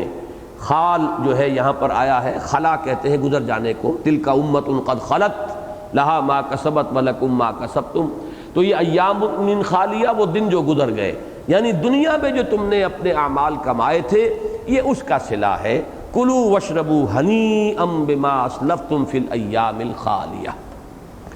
ہنی کے لفظ کو سمجھ لیجئے کہ ہنی کا مادہ آتا ہے کل ما یلحق لا یلحق بہ مشقۃ ولا یعقب وخامۃ، ہر وہ شے کہ جس کے حصول میں مشقت نہ ہو اور اس کے بعد اس کا کوئی مضر اثر نہ ہو، اور خاص طور پر وَأَصْلُهُ فِي الطَّعَامِ، کھانے پینے کی چیزوں میں، یعنی کھانے پینے کی چیزوں میں وہ شے جو بلا تردد بلا مشقت حاصل بھی ہو جائے، لیکن اس کے پھر کوئی گرانی نہ ہو، کوئی طبیعت کے اندر جو ہے اس سے کوئی برائی کا برا اثر پیدا نہ ہو، وہ رچ پچ جائے۔ یہ جو ہمارے ہاں معاشرہ ایک محاورہ ہے رچ پچ جانا، یہ ہنی، اسی سے لفظ تہنیت ہے، تہنیت باب تفعیل ہے، اسی سے مبارکباد کے لیے تہنیت، یہ شے آپ کو مبارک ہو، یعنی اس شے کی برکتیں آپ کو حاصل ہوں اور اس کے کوئی شر کا پہلو جو ہے اس سے آپ کو سابقہ پیش نہ آئے، تو ہنی سے وہ تہنیت کا لفظ ہے۔ اب اس کے برعکس یہ سائملٹینیس کنٹراسٹ جو قرآن مجید میں ہر جگہ ہے، جب اہل جنت کا ذکر آ گیا، کامیاب ہونے والوں کا ذکر آیا، تو اب ناکام ہونے والوں کا ذکر، اور ابتدائی صورتوں کے اندر ناکام ہونے والوں کا ذکر زیادہ تفصیل سے ہے، اس لیے کہ ابتدائی صورتوں میں انذار کا رنگ غالب ہے، یا ایھا المدثر قم فانذر، معاشرہ بگڑا ہوا ہے تو ظاہر بات ہے بگڑے ہوئے لوگ اکثر تو وہی ہیں کہ جو اس دوسرے انجام سے دوچار ہونے والے ہیں، لہذا انذار کا تقاضا یہ تھا کہ یہ جو دوسرا رخ ہے اس کو زیادہ شرح و بسط کے ساتھ بیان کیا جائے۔ وَأَمَّا مَنْ أُوتِيَ كِتَابَهُ بِشِمَالِهِ، اور وہ شخص کہ جسے اس کا اعمال نامہ تھمایا جائے گا اس کے بائیں ہاتھ میں، فَيَقُولُ يَا لَيْتَنِي لَمْ أُوتَ كِتَابِيَهْ، تو وہ کہے گا کہ کاش کہ مجھے میرا یہ اعمال نامہ دیا ہی نہ جاتا، یہ دن آتا ہی نہ، مجھ پر یہ گھڑی آتی ہی نہ۔ اسے معلوم ہے کہ کیا ہے، اس لیے کہ جیسے کہ سورہ قیامہ میں آگے چل کر ہم پڑھیں گے، ویسے تو وہ ہمارے منتخب نصاب کا درس ہے، بارہا بہت سے حضرات نے سنا ہوگا کہ بل الانسان علی نفسہ بصیرہ ولو القی معاذیرہ، ہر انسان کے علم میں ہوگا میں کیا کر کے آیا ہوں، اسے خوب بصیرت حاصل ہوگی کہ میرا انجام کیا ہونے والا ہے۔ جب کھڑے ہوں گے اپنا وہ انجام سننے کے لیے تو چہروں کے اوپر لکھا ہوا ہوگا، بہت سے چہرے ہوں گا جن پر اداسی چھائی ہوئی ہوگی اور پشبردہ ہوں گے، نگاہیں زمین میں گڑی ہوئی ہوں گی پشیمانی اور شرمندگی سے، اور وجوہ یومئذ مسفرۃ ضاحکۃ مستبشرہ، بہت سے چہرے جو ہے شاداں و فرحاں ہوں گے، اس لیے کہ انہیں معلوم ہے کہ میں نے کیا کیا اور انہیں معلوم ہے کہ میں کیا لایا ہوں۔ تو اسی طرح ان کو جیسے داہنے بائیں ہاتھ میں اعمال نامہ تھمایا جائے گا، کہیں گے یا لیتنی لم اوت کتابیہ، ہائے کاش کہ مجھے میرا یہ اعمال نامہ دیا ہی نہ جاتا۔ اب اس میں دیکھیے ایک حسرت کی کیفیت ہے۔ آج میں خاص طور پر نوٹ کر رہا تھا کہ یہ جو فرق ہے ہمارے ہاں کی قرأت میں اور ان مصری قراء کی قرأت میں، ہمارے قراء بھی فنی اعتبار سے بالکل صحیح پڑھتے ہیں، جو پانی پتی قرأت ہے وہ صحیح تقاضوں کے مطابق، جہاں تجوید کا تقاضا ہے وہ بھی پورا ہو جائے گا اور تمام ان کے جو بھی رموز و اوقاف ہیں وہ صحیح ہوں گے، لیکن یہ کہ ایک چیز کی کمی رہ جاتی ہے، اور وہ کمی یہ ہے کہ کسی جگہ حسرت کا انداز ہے، کسی جگہ مسرت کا انداز ہے، کسی جگہ پر امید کیفیت ہے، کسی جگہ مایوسی کی کیفیت ہے، کسی جگہ افسوس کا معاملہ کیا جا رہا ہے، کسی جگہ جو ہے وہ تبشیر ہے۔ اب یہ جو اثرات ہیں یہ وہی لوگ پیدا کر سکتے ہیں، ہمارے ہاں اکثر قراء جو ہے عالم نہیں ہیں، لہذا وہ سپاٹ پڑھتے چلے جاتے ہیں، ان کے ہاں وہ زیر و بم نہیں آتا، جبکہ ان کے ہاں صورت یہ ہے کہ جہاں حسرت کا انداز ہوگا وہ ان کے انداز میں حسرت چھلک رہی ہوگی، جہاں انبساط ہوگا وہاں وہ ان کا جو پڑھنے کا انداز ہے وہ اس انبساط اور مسرت کا اظہار کر رہا ہوگا۔ تو اب یہاں پر آپ دیکھیے کہ حسرت کی کیسی ایک لفظی تصویر ہے جو یہاں آئی، اور اسی لفظی تصویر کو اگر کوئی شخص صحیح طور پر پڑھے گا تو وہ اس کی صوتی تصویر بھی سامنے آ جائے گی۔ یا لیتنی لم اوت کتابیہ ولم ادر ما حسابیہ، کاش کہ مجھے پتہ ہی نہ چلتا کہ میرا حساب کیا ہے، یہ چٹھی میرے ہاتھ میں تھمائی نہ گئی ہوتی، مجھے پتہ ہی نہیں چلتا میری بیلنس شیٹ کیا ہے۔ ولم ادر ما حسابیہ یا لیتہا کانت القاضیہ، ہائے کاش کہ وہ موت ہی آخری ہوتی، وہ موت ہی قصہ چکا دیتی. قضا کے معنی چکا دینا، طے کر دینا. وہی آخری فیصلہ کن شے ہوتی، اس کے بعد میرا وجود نہ ہوتا، ریزریکشن نہ ہوتا، مجھے دوبارہ زندہ نہ کیا گیا ہوتا، وہ فل سٹاپ ہوتا، وہ دی اینڈ ہو جاتا میرے وجود کا. یا لیتہا کانت القاضیہ، کاش کہ وہ موت جو ہے وہی فیصلہ کن ہوتی، قصہ چکا دینے والی. یعنی گویا کہ وہ بات کہ جو سابقہ صورت میں آئی ہے، جہاں پہ سوال کے انداز میں آیا تھا افنجعل المسلمین کالمجرمین ما لکم کیف تحکمون، کیا ہم مجرموں اور اپنے فرما برداروں کو برابر کر دیں گے؟ تمہیں کیا ہو گیا، کیسی بات کرتے ہو؟ وہی بات ہے جو یہاں اس انداز میں کہی گئی، کاش کہ یہ وقت نہ آتا کہ ہمیں اپنے اس کیفر کردار تک پہنچنے کی نوبت آتی. ما اغنی عنی مالیہ، یہاں ماں کو دو معنی میں لیا گیا ہے، ماء نافیہ بھی، اس میں ترجمہ ہوگا میرے کچھ کام نہ آیا، میرا مال نہ مجھے بچا سکا، میں نے دولت سینت کر رکھی لیکن آج وہ میرے کام نہیں آ سکتی. کیا کام آئی؟ اب یہ ماں اگر سوالیہ ہے، استفہامیہ، تو اس میں حسرت اور ہے، کیا کام آئی میری دولت، یعنی وہ دولت جس کو میں نے یہ سمجھا تھا، جیسے کہ آخری پارے کی ایک صورت ہے کہ انسان یہ سمجھتا ہے کہ یہ دولت جو ہے یہ مجھے ہمیشہ برقرار رکھنے والی شے ہے، ہمیشہ سسٹین کرے گی. ویل لکل ہمزۃ لمزہ الذی جمع مالا وعددہ یحسب ان مالہ اخلدہ. وہ مال اب میرے کیا کام آیا؟ میں نے یہ سب کچھ جو ہے حلال حرام کی تمیز بھی ہٹا دی، جائز ناجائز کا فرق بھی نظر انداز کیا، میں نے جمع کیا، سینت کر رکھا. ما اغنی عنی مالیہ، کچھ کام نہ آیا میرے، کام کچھ نہ آیا. یہ کمال نئے نوازی، وہ جو ایک مصرع ہے اسی انداز میں، کچھ کام نہ آیا میرا مال، میری دولت، یا کیا کام آیا میرا وہ مال یا میری وہ دولت. ما اغنی عنی مالیہ ہلک عنی سلطانیہ، ہلاک ہو گئی، جاتی رہی، ضائع ہو گئی، گم ہو گئی مجھ سے میرا سلطان، میرا دبدبہ، میرا اقتدار، میرا دنیا کے اندر میری جو قوت تھی. اور اس میں دونوں معنی کیے گئے ہیں. سلطان جو ہے دلیل کو بھی کہتے ہیں، برہان کو بھی کہتے ہیں، کہ دنیا میں تو میں بڑی زبان چلاتا رہا، منطق بھگارتا رہا، میں نفی کرتا رہا قیامت کی بھی آخرت کی بھی، اب وہ میری منطق تو یہاں دال نہیں گل رہی، وہ تو حقیقت بن کر سامنے آ گئی. یا کوئی شخص دنیا میں صاحب اقتدار تھا، صاحب ثروت تھا، صاحب وجاہت تھا، اب وہ شخص کہے گا کہ ہلک عنی سلطانیہ، میری وہ ساری قوت، میرا دبدبہ، میرا اقتدار، میری حکومت، سلطنت سب گئی، گم ہو گئی. ہلک عنی سلطانیہ. اب جو کہا جائے گا فرشتوں سے، خذوہ فغلوہ، اسے پکڑو اور اس کے گردن میں توق ڈالو، ثم الجحیم صلوہ، پھر جھونک دو اسے جہنم کے اندر، ثم فی سلسلۃ ذرعھا 70 ذراعا فاسلکوہ، پھر اس زنجیر میں اسے جکڑ دو جس کا طول جو ہے وہ 70 ہاتھ کا طول ہے. کوئی اب یہ چیزیں میں نے عرض کیا ہے متشابہات میں سے ہیں، ان کی حقیقت ہم یہاں نہیں سمجھ سکتے. البتہ یہ کہ جب وہاں مشاہدہ ہوگا تو معلوم ہوگا کہ یہی صحیح بات تھی. مشاہدے کا مطلب یہ نہ سمجھ لیجیے اللہ بچائے کہ ہم جہنم میں داخل ہی ہوں گے تو پتہ چلے گا، معاذ اللہ، بلکہ یہ جہنم کا مشاہدہ اہل جنت کو بھی کرایا جائے گا. وَإِن مِّنكُمْ إِلَّا وَارِدُهَا كَانَ عَلَىٰ رَبِّكَ حَتْمًا مَّقْضِيًّا. اہل جنت کو بھی گزارا جائے گا. پل صراط جسے ہم کہتے ہیں وہ جہنم کے اوپر ہی ہے،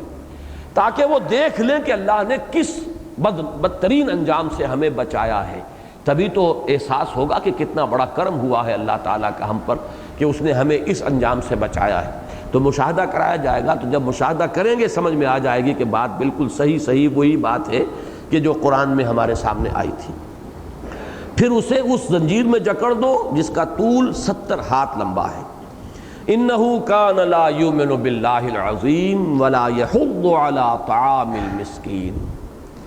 یقیناً یہ ایمان نہیں رکھتا تھا اللہ پر جو عظمت والا ہے، اور نہ ہی وہ مسکین کو کھانا کھلانے کی ترغیب دلاتا تھا. اب دیکھیے کل چارج شیٹ جو ہے اہل جہنم کی یہاں 2 آیات میں آ گئی ہے. 2 الزام ہیں. ایک ہے ان کی محرومی ایمان سے، اور ایمان یوں تو ایمان باللہ، ایمان بالآخرت، ایمان بالرسالت، یہ سارے ایمانیات ہیں، لیکن ایمان میں جڑ جو ہے ہاتھی کے پاؤں میں سب کا پاؤں، وہ جو ہے ایمان باللہ ہے. ایمان مجمل میں اسی لیے صرف اس کا ذکر ہے، آمنت باللہ کما ہوا باسمائہ وصفاتہ وقبلت جمیع احکامہ اقرار باللسان وتصدیق بالقلب. ہاں ایمان مفصل میں پھر آمنت باللہ و ملائکتہ و کتبہ و رسلہ والیوم الآخر والقدر خیرہ و شرہ من اللہ تعالی والبعث بعد الموت۔ تو ایمان میں ایک شے لے لی، جیسے سورہ حامیم سجدہ میں ایک شے، ان الذین قالوا ربنا اللہ ثم استقاموا تتنزل علیہم الملائکۃ الا تخافوا ولا تحزنوا، ایک شے کافی ہے۔ تو یہاں وہ آیا، یہ یقیناً ایمان نہیں رکھتا تھا اللہ عظیم پر، عظمت والے اللہ پر اس کا ایمان نہیں تھا۔ اب اس میں دونوں شکلیں ہیں، ایک تو یہ کہ کوئی شخص واقعی منکر ہو، ملحد ہو، جیسا کہ بارہا میں بیان کر چکا ہوں کہ شاذ ایسے لوگ بھی موجود تھے جو اللہ کے وجود ہی کے منکر تھے، جیسے آج بہت سے لوگ ہیں، اس وقت بھی تھے لیکن خال شاذ۔ البتہ اللہ کو ماننا لیکن اس کی صفات کو نہ ماننا، اس کے ساتھ ملاقات کو نہ ماننا، اس کی جزا و سزا کو نہ ماننا، یہ بھی در حقیقت اللہ کے ماننے کی نفی ہے۔ اس کے رسول کو نہ ماننا، اس کی کتاب کو نہ ماننا، تو یہ بھی در حقیقت اللہ کے ایمان ہی کی نفی ہو جائے گی۔ تو ان تمام چیزوں کو اس آیت کے ذیل میں اپنے ذہن میں رکھیے، انہ کان لا یؤمن باللہ العظیم۔ اور دوسری آیت یہ ہے اعمال میں، اعمال میں یوں تو نماز کا ذکر آئے گا، جیسے کہ سورہ مدثر میں آئے گا کہ ہم لم نک من المصلین ولم نک نطعم المسکین وکنا نخوض مع الخائضین۔ لیکن اعمال میں نوٹ کر لیجئے، ایک اعمال ہے اوامر و نواہی شریعت کے، یہ چوٹی ہے اصل میں اعمال کی، اس کے نیچے ہے اخلاقیات، اصل جڑ جو ہے وہ عام اخلاقیات ہے، اور عام اخلاقیات کے اندر جو بنیادی جس کو آپ کہیں گے بیسک مورلز، بیسک مورالٹی، اس میں اصل شے کیا ہے؟ سخاوت۔ فَأَمَّا مَنْ أَعْطَى وَاتَّقَى وَصَدَّقَ بِالْحُسْنَى۔ اس سخاوت میں بھی ایک تو یہ کہ آپ خود کسی کو کھانا کھلا رہے ہیں، غریب کو، مسکین کو، اور ایک یہ ہے کہ آپ دوسرے کو ترغیب دے رہے ہیں۔ یہ اس سے بھی اور نیچے آ گیا کہ دوسرے کو ترغیب دلانے کے لیے بھی تیار نہیں تھا۔ یہ گویا کہ ہر خیر سے خالی ہونے کے لیے یہ الفاظ تعبیر کیے گئے، اس لیے کہ دوسرے کو انسان اس لیے ترغیب نہیں دلاتا کہ پلٹ کر کوئی مجھ سے نہ کہہ دے کہ تم بھی تو صاحب استطاعت ہو، تم کیوں نہیں یہ کام کرتے۔ تو گویا کہ انسان کا بالکل خیر سے خالی ہو جانا عمل کے اعتبار سے اس کے لیے جو بہت ہی اہم اور جامع الفاظ ہیں، وَلَا يَحُضُّ عَلَىٰ طَعَامِ الْمِسْكِينِ، وہ مسکین کو، غریب کو، محتاج کو، بھوکے کو کھانا کھلانے کے لیے کسی اور کو بھی ترغیب نہیں دلاتا تھا، مبادا کوئی پلٹ کر مجھ سے کہہ دے کہ تم خود یہ کام نہیں کرتے۔ تو اب یہ دو آیات میں انسان کے ایمان اور عمل دونوں کی نفی ہو گئی کہ یہ اس بدترین انجام سے اس لیے دو چار ہو رہا ہے یہ شخص، انہ کان لا یؤمن باللہ العظیم ولا یحض علی طعام المسکین۔ اب اس کے بعد بڑے پیارے الفاظ ہیں کہ جب یہ دنیا میں کسی فقیر اور مسکین کو کھانا کھلانا تو درکنار، کسی اور کو بھی ترغیب دینے کے لیے تیار نہیں تھا، تو اب یہاں اس کا کوئی ساتھی نہیں، کوئی اس کے لیے اس کے دکھ درد کو بانٹنے والا کوئی نہیں۔ کون ہوگا؟ کسی پر آپ نے اس دنیا میں احسان کیا ہو تو وہاں وہ آپ کے ساتھ بھی کوئی بھلائی کرے، اپنی کوئی نیکی آپ کے حساب میں پیش کرنے کے لیے تیار ہو جائے، کسی درجے میں آپ کے دکھ کو بانٹنے کے لیے تیار ہو۔ فرمایا فَلَيْسَ لَهُ الْيَوْمَ ہا ہونا، یہ ہا ہونا بھی دیکھیے، یہ بھی ہونا ہوتا ہے، یہ ہے یہاں کے لیے ہونا، اور ہا ہونا یہاں، ہونا ہنالکا وہاں۔ فرمایا ہاں ہونا ہمین، یہاں پر اب اس کے لیے کوئی دوست نہیں، کوئی گرم جوش نہیں، کوئی اس کا مخلص نہیں، ولا طعام الا من غسلین، اور نہ اس کے لیے کوئی غذا ہے سوائے غسلین کے۔ غسلین اصل میں ایک لفظ جو بار بار قرآن مجید میں آیا ہے، دھون کہتے ہیں، غسل کہتے ہیں دھونے کو۔ اب کوئی شے دھوئی وہی جاتی ہے کہ جو مکروہ ہے، ناپسندیدہ ہے، میل ہے، کچیل ہے، گند ہے، کوئی نجاست ہے، زخموں میں پیپ ہے، ان چیزوں کو دھویا جاتا ہے۔ اب دھون کے اندر وہ پانی کے جس سے ان چیزوں کو دھویا گیا ہو، وہ جو اس کا غسال، وہ جو اس کا غسلین ہے، بس یہ ملے گا کھانے کو۔ اس ایک لفظ کے اندر گھن اور نفرت اور کسی شے کے ساتھ جو ہے انتہائی کراہت کا جو بھی معاملہ ہو سکتا ہے، ایک لفظ میں آ گیا۔ کہیں تو ترجمہ آپ کو ملے گا زخموں کا دھون، کہیں کسی اور یعنی ناپاک چیز کا جو بھی غسالہ ہوگا، تو یہ ہے در حقیقت۔ ویسے ہمارے ہاں یہ ایک اور غسالہ بھی ہوتا ہے، اور وہ ہے کہ قبروں کو دھو کر پانی پیا جاتا ہے۔ ایک یہ بھی کہا جاتا ہے کہ کسی کے پاؤں دھو دھو کر پیوں گی۔ یہ بات خواتین جو ہیں اپنے شوہروں کے ساتھ یہ بھی انداز اختیار کرتی ہیں ان کے ساتھ اپنی وفاداری اور بہت ہی خاکساری کا اظہار کرنے کے لیے، تو پاؤں دھو کر پینا یہ بھی ایک محاورہ ہے، اور قبروں کا، اور ہندوستان میں تو خیر ہم نے دیکھا کہ بتوں کو دھو کر اور ان کے جو غسالہ ہوتا ہے وہ پھر ان کا تبرک کا کام کرتا ہے۔ تو یہ جو غسال ہے اور یہ غسلین جو ملے گا وہ بدترین چیزوں کا دھون جو ہے وہ ملے گا انہیں کھانے کے لیے۔ لا یاکلہ الا الخاطئون، نہیں کھائیں گے اسے مگر یہی گناہ گار، کسی اور کے لیے یعنی تصور ہی نہیں ہے کہ کوئی اس کی طرف کوئی رغبت محسوس کرے۔ اب اس کے بعد دوسرا رکوع شروع ہوا، اور یہ جیسا کہ میں نے عرض کیا سورۃ النجم سے بھی، سورۃ الواقعہ سے بھی اس کی بڑی گہری مناسبت ہے، اور سورہ قلم جو اس کی سابق صورت ہے اس کا جوڑا ہے۔ فلا اقسم بما تبصرون وما لا تبصرون، یہ لا جو ہے یہاں پر نفی کے لیے نہیں ہے، نہ ہی زائد ہے۔ مفہوم کیا ہے؟ جیسے کبھی ہم کہتے ہیں نہیں، یہ بات یوں نہیں ہے، ایک نہیں ہم پہلے لے آتے ہیں کہ جو مخاطب جو بات کہہ رہا ہے اس کی پہلے نفی کر دو کہ یہ بات نہیں ہے بالکل جو تم کہہ رہے ہو، لیکن نہیں، تو یہ انگریزی میں نے I swear by the day of judgment لا اقسم بیوم القیامہ، تمہارا یہ خیال ہے قیامت نہیں ہوگی، تمہارا یہ خیال باطل ہے، پادر ہوا ہے، ہو کر رہے گی اور مجھے قسم ہے اس کی۔ تو یہ انداز قرآن مجید میں دو صورتوں کے تو آغاز میں بھی ہے، لا اقسم بیوم القیامہ اور لا اقسم بہذا البلد، لیکن یہ ہے کہ بہت سی صورتوں کے شروع میں کے درمیان میں یہ انداز آیا ہے، فلا اقسم بما تبصرون وما لا تبصرون انہ لقول رسول کریم، تو نہیں، میں قسم کھاتا ہوں اس کی بھی جو تم دیکھتے ہو اور اس کی بھی جو تم نہیں دیکھتے، یقیناً یہ ایک بہت معزز اور محترم پیغام بر کا لایا ہوا کلام ہے، وما ہوا بقول شاعر، یہ کسی شاعر کا قول نہیں ہے، قلیلا ما تؤمنون، کم ہی ہے جو ایمان تم لاتے ہو، کم ہی مانتے ہو، ولا بقول کاہن، نہ ہی یہ کسی کاہن کا کلام ہے، قلیلا ما تذکرون، کم ہی ہے نصیحت جو تم اخذ کرتے ہو۔ اب اس میں ایک بات تو بالکل واضح ہو گئی کہ مقسم علیہ کیا ہے، قرآن مجید کی حقانیت، ان کے اس خیال کی نفی کی جا رہی ہے کہ یہ کسی شاعر کا قول ہے یا کسی کاہن کا کلام ہے، اس کی نفی، اور اس کا اس بات کہ انہ لقول رسول کریم، یہ ایک بہت معزز بہت باعزت پیغام بر کا لایا ہوا کلام ہے، اس کی زبان سے منتقل ہوا ہے۔ اب یہاں پہ سب سے پہلی جو ہے اور طرف بات وہ یہ ہے کہ فلا اقسم بما تبصرون وما لا تبصرون سے مفہوم کیا ہے؟ نمبر ایک تو اسے عام رکھیے اگر، تو دو عالم ہیں، ایک عالم غیر مرئی ہے، ایک عالم مرئی ہے، ایک وہ کہ جو ہمارے حواس کی گرفت میں ہے، یہ عالم خلق ہے، ایک وہ جو ہمارے حواس سے ماورا ہے، اسے عالم ارواح کہیں، عالم امر کہیں، الا لہ الخلق والامر، گویا کہ یہاں ان دو کے حوالے سے کل کائنات اور کل موجودات کا احاطہ کر لیا گیا، جو کچھ تم دیکھتے ہو اس کی بھی قسم ہے اور جو کچھ تم نہیں دیکھتے اس کی بھی قسم ہے، یعنی یہ دو عالم گواہ ہیں اس بات پر، اس میں منطقی دلیل تو نہیں ہے، یہ خطابی اور اذعانی دلیل ہوتی ہے کہ قائل جو ہے وہ اپنے اس قول کے اندر زور پیدا کرنے کے لیے خطابی انداز میں کہ تم نفی کر رہے ہو جبکہ دو عالم گواہ ہیں، عالم خلق اور عالم امر دونوں اس کے گواہ ہیں کہ یہ کسی شاعر یا کاہن کا کلام نہیں ہے بلکہ یہ ایک انہ لقول رسول کریم۔ اس سے ذرا نیچے اتریے تو جو شے نظر میں آ رہی ہے وہ ہے مشاہدہ،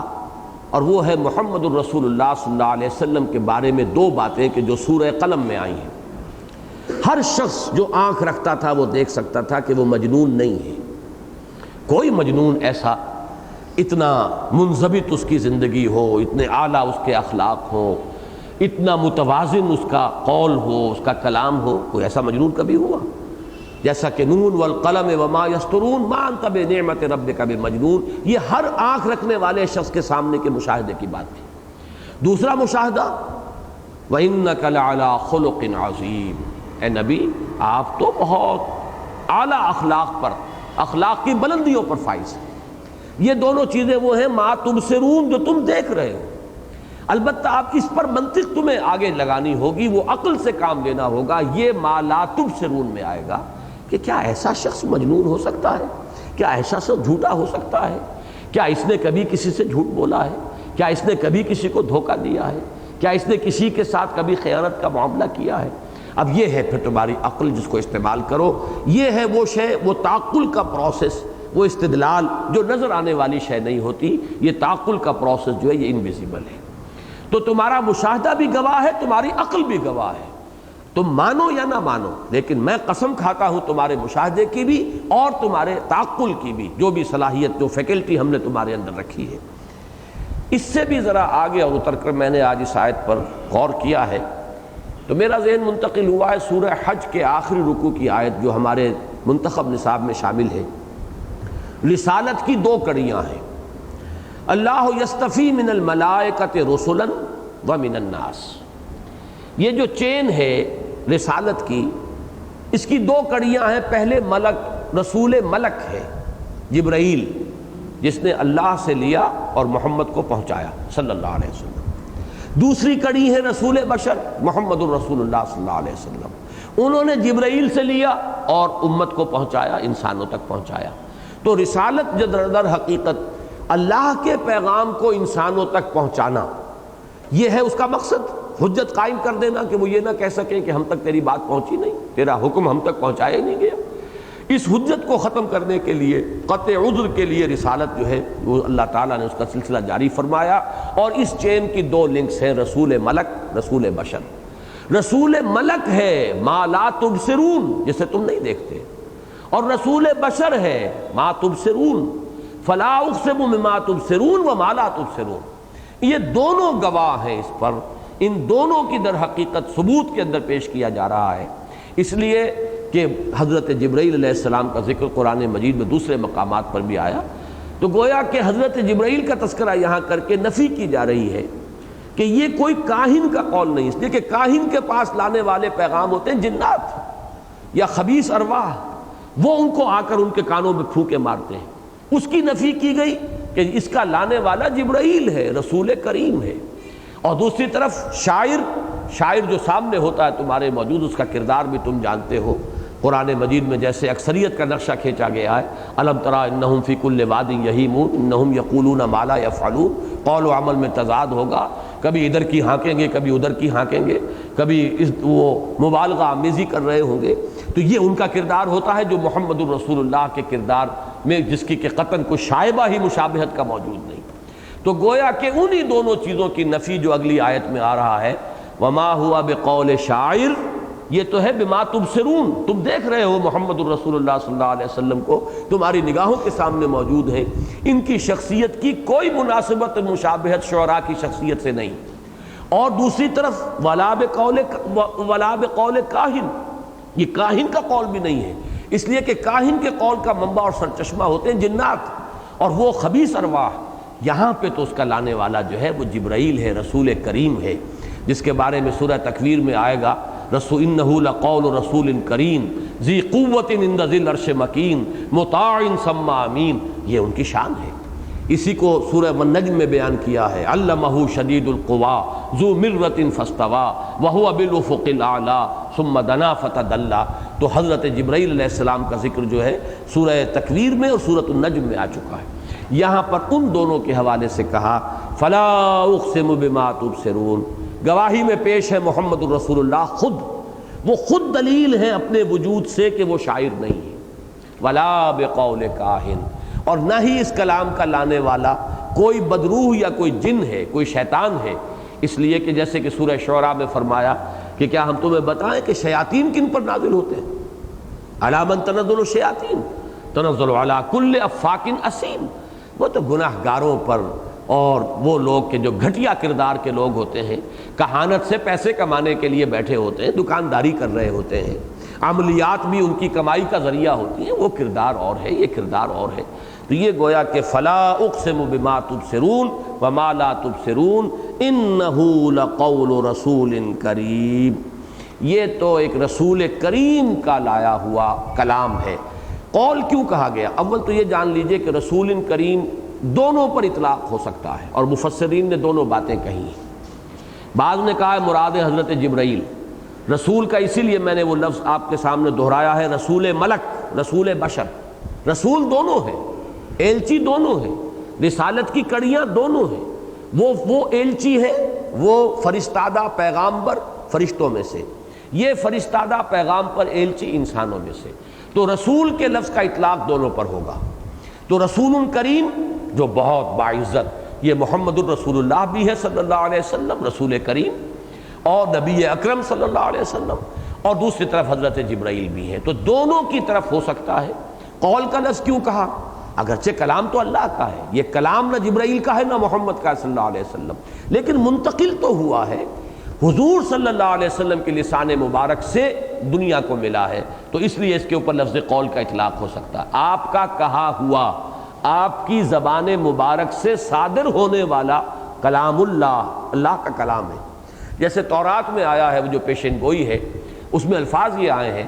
کہ میں یہ اس کتاب استثناء میں پیشن گوئی ہے حضور کے بارے میں، حضرت موسیٰ سے خطاب کر کے اللہ نے فرمایا ہے کہ میں ان کے بھائیوں میں سے تیرے مثل ایک رسول اٹھاؤں گا، اس کے منہ میں اپنا کلام ڈالوں گا۔ یعنی چونکہ بنی اسرائیل کے بھائی بنی اسماعیل ہیں، تو ان بنی اسرائیل کے بھائیوں میں سے اے موسیٰ میں تیرے مانند ایک رسول اٹھاؤں گا، صاحب شریعت، صاحب کتاب۔ یہ گویا کہ یہ وہ مشابہت ہے حضور صلی اللہ علیہ وسلم اور حضرت موسیٰ کے درمیان، تیرے مانند ایک رسول اٹھاؤں گا، اس کے منہ میں اپنا کلام ڈالوں گا۔ تو یہ کلام جو ہے محمد الرسول اللہ صلی اللہ علیہ وسلم کی زبان مبارک سے آپ کے یعنی منہ سے لوگ سن رہے ہیں صلی اللہ علیہ وسلم، لیکن کلام اللہ کا ہے۔ تو قول سے یہ دھوکہ نہیں کھانا چاہیے کہ یہ آپ کا کلام ہے معاذ اللہ، بلکہ اس کا اطلاق مجازاً اس لیے ہو رہا ہے کہ بہرحال زبان لسان محمدی سے یہ کلام منتقل ہوا لوگوں تک، اور جبرائیل کی زبان سے یہ کلام آیا محمد الرسول اللہ تک، تو دونوں کے اعتبار سے قول کا لفظ جو ہے اس کا اطلاق کیا جا سکتا ہے۔ انہ لقول رسول کریم وما ہوا بقول شاعر، اور ہرگز نہیں ہے یہ قرآن کسی شاعر کا کلام۔ قلیلا ما تؤمنون، کم ہی ہے جو تم مانتے ہو یا ایمان لاتے ہو۔ اس کا ایک مفہوم تو یہ بیان کیا گیا ہے کہ یہاں فعل جو ہے ارادہ فعل کے معنی میں ہے، یہ مولانا اصلاحی صاحب کی تعبیر ہے کہ تم ماننا چاہتے ہی نہیں ہو، تمہارے اندر در حقیقت ماننے کی طلب ہی نہیں ہے، اس لیے نہیں مان رہے، ورنہ حقیقت تو مبرہن ہو گئی۔ لیکن ایک دوسری تعبیر مجھے اس سے زیادہ بہتر معلوم ہوتی ہے اور مطابق واقعہ معلوم ہوتی ہے، اس لیے کہ جو شخص بھی قرآن مجید کو سنتا تھا اس کے دل میں ایمان کسی نہ کسی درجے میں ابھرتا تھا۔ یہ دوسری بات ہے کہ مصلحتیں، چودراہٹ، اپنی جو بھی یعنی تعصب جو بھی آپ کہیں وہ اس کو دبا دیتا تھا۔ تو قلیلا ما تؤمنون، مانتے ہو تم لیکن بہت کم مانتے ہو۔ جب تک وہ ایمان اتنا قوی نہ ہو جائے کہ ساری مصلحتوں کو پھلانگ جائے، انسان بھول جائے کہ اس کے ماننے سے مجھے کیا نقصان ہوگا، میری چودراہٹ ختم ہو جائے گی، میری حیثیت و وجاہت ختم ہو جائے گی۔ عالم جو تھے یہود کے علماء، انہیں آخر کیا بات مانے تھی اس کے ماننے میں کہ ہماری سیادت، قیادت اور ہمارا جو ایک دبدبہ ہے روحانیت کا اور مذہبی پیشوائی کا، وہ ختم ہو جائے گا۔ ورنہ پہچانتے تو اس طرح تھے کہ یعرفونہ کما یعرفون ابناءہم، ایسے پہچانتے ہیں جیسے اپنے بیٹوں کو پہچانتے ہیں۔ تو معلوم ہوا کہ ایمان تو لازماً پیدا ہوتا ہے، لیکن وہ ایمان اتنا قوی نہیں ہو پاتا کہ وہ تمام مصلحتوں اور تمام جو بھی راستے کے موانع ہیں اور جو رکاوٹیں ہیں وہ ان سے عہدہ برا ہو کر اور نبردآزما ہو کر ان کو کراس کر جائے، ان ہرڈلز کو۔ قلیلا ما تؤمنون، کم ہے جو تم مانتے ہو۔ جیسے کہ ولید بن مغیرہ کا تو خاص طور پر جو واقعہ آیا ہے وہ سورہ مدثر میں جا کر تفصیل سے میں بیان کروں گا کہ اس نے انہی دونوں چیزوں کی نفی کی تھی۔ جب اس کے سامنے کہا گیا کہ یہ شاعر ہے محمد، انہوں نے صاف کہا نہیں بھائی، میں جانتا ہوں شعراء سے میری دوستیاں ہیں، بڑے قادر الکلام شعراء جو ہیں ان سے میرے مراسم ہیں،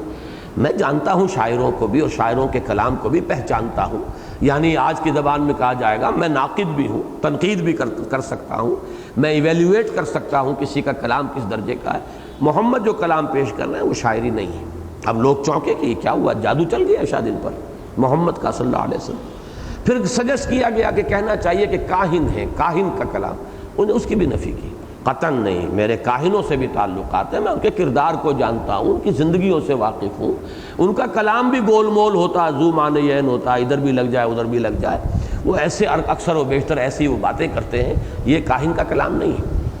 تو اس پر پھر جب لوگ چونکے اور انہوں نے گھیراؤ کیا کہ معلوم ہوتا ہے کہ تم تو گئے ہمارے ہاتھ سے اور تم پر محمد کا جادو چل گیا صلی اللہ علیہ وسلم، تب پھر وہ نقشہ آئے گا سورہ مدثر میں، پھر اس نے وہ ڈرامہ کھیلا ہے،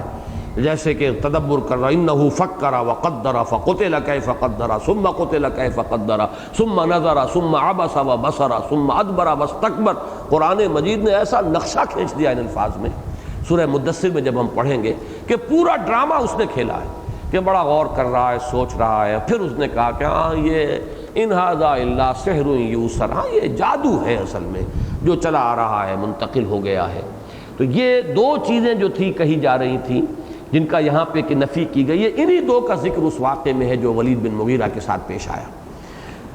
ما ہوا بقول شاعر قلیلا ما تؤمنون، یعنی ایمان کے قریب وہ آ گیا تھا۔ قسمت کی خوبی دیکھیے، ٹوٹی کہاں کمند، دو چار ہاتھ جب کہ لبے بام رہ گیا، قریب آ گیا تھا، لیکن پھر وہ دولت اپنی اور وہ چودراہٹ جو ہے وہ پاؤں میں بیڑیاں بن کر وہ چیزیں پڑ گئیں اور وہ ایمان نہیں لایا، جیسے ہرقل کا انجام ہوا، پہچان چکا تھا حضور کو اور تقریباً ایمان لانے کے لیے آمادہ ہو چکا تھا، لیکن چاہتا یہ تھا کہ میری پوری سلطنت جو ہے کنورشن اختیار کر لے، تمام میرے عمرائے سلطنت اور نائبین سلطنت اور تمام جو بڑے بڑے ان کے مذہبی پیشوا تھے مان لیں، تاکہ جیسے کبھی این بلاک کنورشن ہوئی تھی رومن امپائر کی کرسچینٹی کی طرف، ایسے ہی این بلاک کنورشن ہو جائے تاکہ یہ نظام انٹیکٹ رہے، میری شہنشاہی کو کوئی گزر نہ پہنچے۔ خطرہ صرف یہ تھا اور اسی وجہ سے محروم رہ گیا بدبخت۔ تو فرمایا قلیلا ما تؤمنون، کم ہے جو ایمان تم لاتے ہو، لاتے تو ہو ایمان، مانتے بھی ہو لیکن کم، اتنا نہیں کہ وہ تمام وہ نعرہ مستانہ بن کر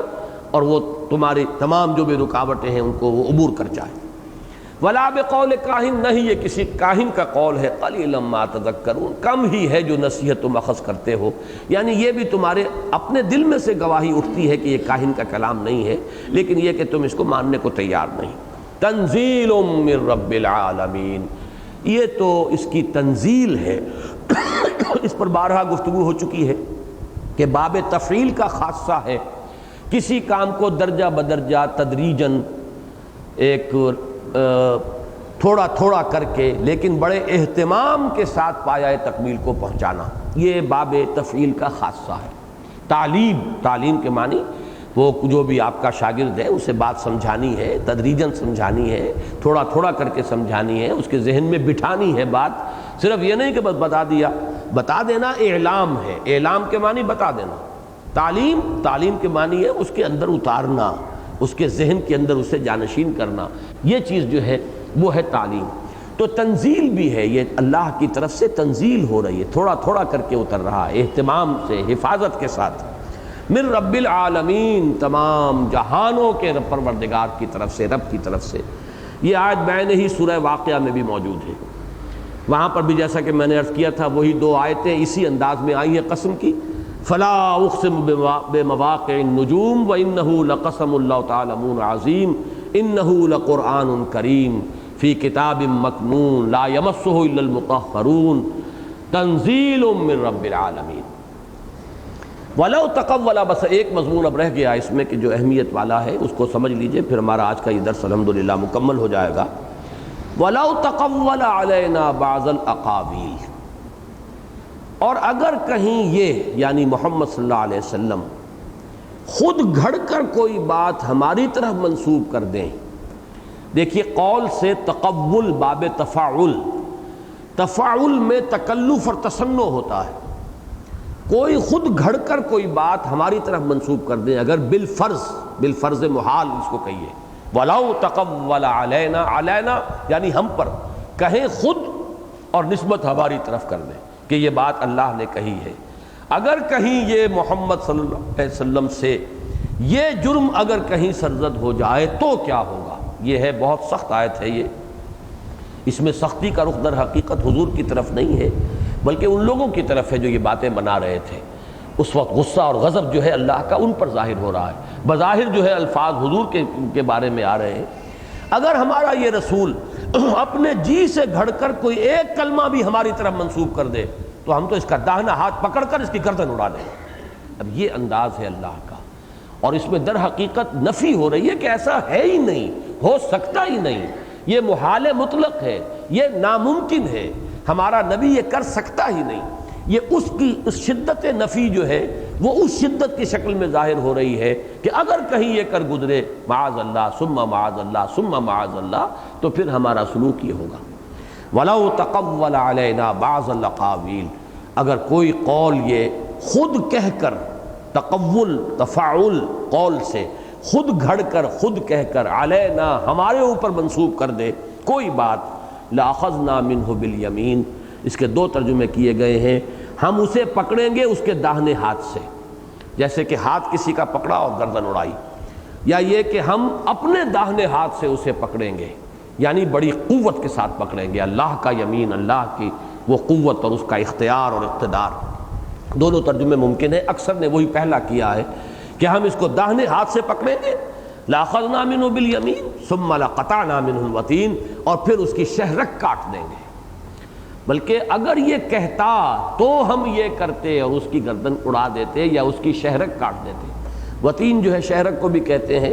اور ایک دل کی رگ خاص، اس کے لیے بھی یہ لفظ استعمال ہوتا ہے۔ ثم لقطعنا منه الوتین فما منکم من احد عنه حاجزین، اور پھر تم میں سے کوئی ایک بھی نہ ہوتا جو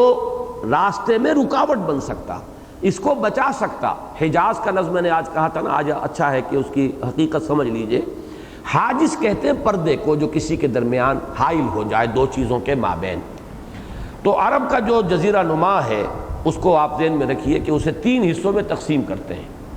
ایک تو مغربی ساحل کے ساتھ میدانی علاقہ ہے، یہ تہامہ کہلاتا ہے، میدانی علاقہ، زیادہ تر ریگستانی ہے لیکن میدانی۔ یہ شمالاً جنوباً تہامہ چلا گیا ہے، کہیں یہ 30-40 میل چوڑا ہے، کہیں 5-7 میل چوڑا ہے، لیکن تہامہ کے یہ شہر ہیں جدہ، ینبوع، رابغ، یہ تمام شہر جو ہیں، یہ بندرگاہیں، یہ تہامہ کی ہیں۔ اس کے بعد پہاڑی سلسلہ ہے، یہ اس کو حجاز کہتے ہیں، یہ بھی شمالاً جنوباً پہاڑی سلسلہ چلا آ رہا ہے۔ اس نے تقسیم کر دیا ہے عرب کو دو حصوں میں، ادھر جو حصہ رہ گیا وہ نجد ہے، ادھر جو حصہ رہ گیا وہ تہامہ ہے۔ تہامہ اور نجد کے درمیان یہ ایک دیوار حائل ہے، پہاڑی دیوار، اور اس کے حائل ہونے، ایک دیوار کی شکل میں حائل ہونے ہی کی بنا پر اسے حجاز کہتے ہیں۔ یہ ایک پردہ ہے، حجاز ہے، فصیل ہے، ادھر نجد ہے، ادھر جو ہے وہ تہامہ ہے۔ تو تہامہ، حجاز اور نجد، یہ تین جو ہے جزیرہ نمائے عرب کے، یہ تین حصے شمالاً جنوباً تقسیم ہوتی ہے۔ یہ تہامہ بھی شمالاً جنوباً، پھر حجاز بھی شمالاً جنوباً۔ حجاز کے جو ہیں یہ شہر ہیں طائف پہاڑی،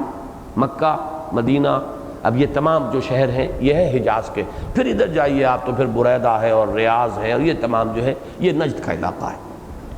تو فما منکم من احد عنہ حاجزین، اگر ہم یہ پکڑ کریں اپنے رسول کی، اگر وہ بالفرض وہ کام کرے کہ اپنی طرف سے جی سے گھڑ کر کوئی بات ہماری طرف منسوب کر دے، تو تم چاہے کتنا ہی ان کو بچانا چاہو پھر ہماری پکڑ سے بچا نہیں سکو گے۔ کوئی نہیں ہوگا کہ جو آڑ بن سکے، جو رکاوٹ بن سکے ہماری اس پکڑ کے، اور ان کو بچا سکے ہماری اس گرفت سے۔ یہ مضمون جیسا کہ میں نے عرض کیا ہے یہ دو اور مقامات پر آیا ہے، اور ذروہ سنام جو ہے اس مضمون کا قرآن مجید میں وہ سورہ بنی اسرائیل میں ہے، چوٹی۔ کئی مرتبہ میں نے عرض کیا ہے کہ قرآن مجید میں اکثر مضامین آتے ہیں، ریپیٹ ہوتے ہیں، تکرار کے ساتھ آتے ہیں، بار بار آتے ہیں، لیکن ہر مضمون کے لیے کوئی ایک جگہ ہوتی ہے جو اس کا کلائمیکس ہے، نقطہ عروج ہے۔ تو ایک تو یہ سورہ یونس میں آیا ہے، وَإِذَا تُتْلَى عَلَيْهِ آيَاتُنَا بَيِّنَاتٍ قَالَ الَّذِينَ لَا يَرْجُونَ لِقَاءَنَا نَأْتِ بِقُرْآنٍ غَيْرِ هَذَا أَوْ بَدِّلْ۔ جب ان لوگوں کو ہماری آیات بینات پڑھ کر سنائی جاتی ہیں، یہ سورہ یونس کی آیت نمبر 15 ہے، تو وہ لوگ جو آخرت کی امید نہیں رکھتے وہ یہ کہتے ہیں کہ اے محمد ائت بقرآن غیر ھذا او بدل، یا تو اس قرآن کے سوا کوئی اور قرآن پیش کرو، یا اس میں ترمیم کرو، تبدیلی کرو۔ یہ ان کا مطالبہ تھا کہ یہ قرآن بہت ریجڈ ہے، بہت سخت ہے، کچھ ہماری بات مانو، کچھ اپنی منواؤ، کچھ گیو اینڈ ٹیک سے ہمیں معاملہ چلتا ہے، کسی ایک آدمی کی بات نہیں چل سکتی۔ تم یہ چاہو کہ تمہاری یہ بات ہم مان لیں ساری، یہ ممکن نہیں ہے۔ اب دیکھیے یہی مضمون ہے جو سورہ قلم میں آیا ہے، وَدُّوا لَوْ تُدْهِنُوا فَيُدْهِنُونَ۔ یہ تو چاہتے ہیں، نبی تلے ہوئے ہیں کہ ذرا آپ ڈھیلے پڑیں تو یہ بھی ڈھیلے پڑ جائیں گے، ذرا آپ کنسیشن دینے کے لیے تیار ہو تو یہ فوراً آپ کے ساتھ معاملہ کر لیں گے، لیکن آپ کو فلا تطع المکذبین، آپ ان کی کوئی بات نہ تسلیم کریں، آپ ڈٹے رہیں اس بات پر جو اللہ تعالیٰ نے آپ پر وحی کی ہے۔ یہی بات وہاں سورہ یونس میں کہلوائی گئی۔ قل، جب انہوں نے کہا ایت بقرآن غیر ھذا او بدل ہو، اس قرآن کے سوا کوئی قرآن پیش کرو یا اس کو ترمیم کرو، اس میں تبدیلی کرو، تو کہلوایا گیا قل، اے نبی کہہ دیجئے ما یکون لی ان ابدلہ من تلقاء نفسی، میرے لیے یہ قطعاً ممکن نہیں ہے کہ میں اپنی جی کی خواہش سے اس کے اندر کوئی تبدیلی کر دوں۔ ان اتبع الا ما یوحی الی، میں تو خود پیروی کرتا ہوں اس کی جو مجھ پر نازل کیا جاتا ہے، میں تو خود پابند ہوں اس کا۔ اور انی اخاف ان عصیت ربی عذاب یوم عظیم، اور اگر میں نے اپنے رب کے حکم کی نافرمانی کی اور میں نے اس کے کسی حکم میں تغیر و تبدل کر دیا تو مجھے تو خود اندیشہ ہے اس بڑے دن کے عذاب کا، میں پکڑا جاؤں گا اللہ کے ہاں، لہذا اس کا کوئی امکان نہیں۔ ایک تو یہ مقام ہے، ایک یہ مقام جو ہم پڑھ رہے ہیں، لیکن کلائمیکس ہے سورہ بنی اسرائیل کی آیات 73 تا 75، وہ کلائمیکس ہے۔ وَإِن كَادُوا، یہ الفاظ ہیں، لَيَفْتِنُونَكَ عَنِ الَّذِي أَوْحَيْنَا إِلَيْكَ لِتَفْتَرِيَ عَلَيْنَا غَيْرَهُ، اے نبی یہ تو قریب ہیں، اس کے تلے ہوئے ہیں اس پر کہ آپ کو بچلا دیں اس چیز سے جو ہم نے آپ کی طرف وحی کی ہے، تاکہ افطراء کریں، آپ خود گھڑیں اور ہمارے اوپر لِتَفْتَرِيَ عَلَيْنَا غَيْرَهُ، جو وحی ہم نے کی ہے اس کے سوا کوئی اور شے گھڑ کر ہماری طرف منسوب کر دیں۔ وَإِذًا لَاتَّخَذُوكَ خَلِيلًا، اور اگر آپ یہ کر دیں تو یہ آپ کو دوست بنا لیں گے، جھگڑا ختم ہو گیا۔ لڑائی آپ سے نہیں ہے، ہمارے کلام سے ہے، ان کا جھگڑا ہمارے قرآن سے ہے، ہمارے کلام سے ہے، آپ سے نہیں ہے۔ اگر آپ ہماری طرف کوئی اور غلط بات جو انہیں پسند ہو اپنے جی سے گھڑ کر منسوب کر دیں گے تو جھگڑا ختم۔ اذا لاتخذوک خلیلا، پھر تو یہ آپ کو اپنا دوست بنا لیں گے۔ اور اس کے بعد فرمایا وَلَوْلَا أَن ثَبَّتْنَاكَ لَقَدْ كِدتَّ تَرْكَنُ إِلَيْهِمْ شَيْئًا قَلِيلًا، اے نبی اگر ہم نے ہی آپ کو جمع نہ دیا ہوتا، ثبات اور استقلال آپ کے اندر ہم نے پیدا نہ کر دیا ہوتا، تو کوئی عجب نہیں کہ آپ ان کے اس مطالبے کے سامنے، اس کے دباؤ کے سامنے کچھ تھوڑا سا جھک ہی جاتے، جھکنے کا کوئی آپ کے اندر رجحان اور میلان پیدا ہو جاتا۔ لیکن اگر ایسا ہو جاتا اذا لذقناک ضعف الحیات وضعف الممات، تو اس صورت میں بالفرض اگر یہ ہو جاتا تو اس صورت میں ہم آپ کو دوہری سزا دیتے دنیا کی اور دوہری سزا دیتے موت کی۔ ثم لا تجد لك علینا نصیرا، اور پھر آپ کوئی بھی اپنے لیے مددگار نہ پاتے، ہمارے خلاف کوئی مدد کرنے والا نہ ہوتا۔ تو وہ 3 آیات 73 تا 75 سورہ بنی اسرائیل وہ اس مضمون کا کلائمیکس ہے جو یہاں بالکل آغاز میں بھی آ گیا ہے، اس لیے کہ یہ بالکل ابتدائی صورتیں ہیں جو ہم اس وقت پڑھ رہے ہیں۔ وَلَوْ تَقَوَّلَ عَلَيْنَا بَعْضَ الْأَقَاوِيلِ لَأَخَذْنَا مِنْهُ بِالْيَمِينِ ثُمَّ لَقَطَعْنَا مِنْهُ الْوَتِينَ فَمَا مِنْكُمْ مِنْ أَحَدٍ عَنْهُ حَاجِزِينَ وَإِنَّهُ لَتَذْكِرَةٌ لِّلْمُتَّقِينَ، یہ قرآن تو تذکرہ ہے، نصیحت ہے، یاد دہانی ہے۔ اب اس پر تفصیل سے گفتگو میں کر چکا ہوں۔ ذکر جو ہے یاد اس کو کہتے ہیں، اور تذکیر یاد دہانی کرانا کوئی ایسی شے جو پہلے سے یاد تھی لیکن پھر بھول گیا آدمی، اس کے لیے یاد دہانی ہوتی ہے۔ اگر کوئی چیز پہلے سے معلوم نہیں تھی اس کے لیے تعلیم کا لفظ آئے گا، تذکیر کا نہیں آئے گا۔ تذکیر کا لفظ آئے گا، تذکرہ، تذکیر، کوئی چیز جو پہلے علم میں تھی لیکن کسی وجہ سے ذہول ہو گیا ہے، بھول گیا انسان، یادداشت کے ذخیرے میں کہیں گہری چلی گئی ہے شے، وہ سب کانشس مائنڈ کے اندر اتر گئی ہے، کانشس لیول پر نہیں ہے، اب اس کو یاد دلانا ہے، یہ ہے تذکیر۔ تو قرآن مجید کی جو بنیادی تعلیمات ہیں وہ فطرت انسانی کی جانی پہچانی ہے، روح انسانی میں وہ تمام چیزیں موجود ہیں، صرف ہمارے نفسانیت کا، شہوانیت کا، ہماری حیوانیت کا پردہ اس کے اوپر پڑ گیا ہے۔ تو قرآن آتا ہے وہ پردے اٹھا کر یاد دلا دیتا ہے وہ چیزیں کہ جو ہماری فطرت کے اندر مثمر ہے۔ وَإِنَّهُ لَتَذْكِرَةٌ لِّلْمُتَّقِينَ، ہاں جیسے سورہ بقرہ میں فرمایا هُدًى لِّلْمُتَّقِينَ،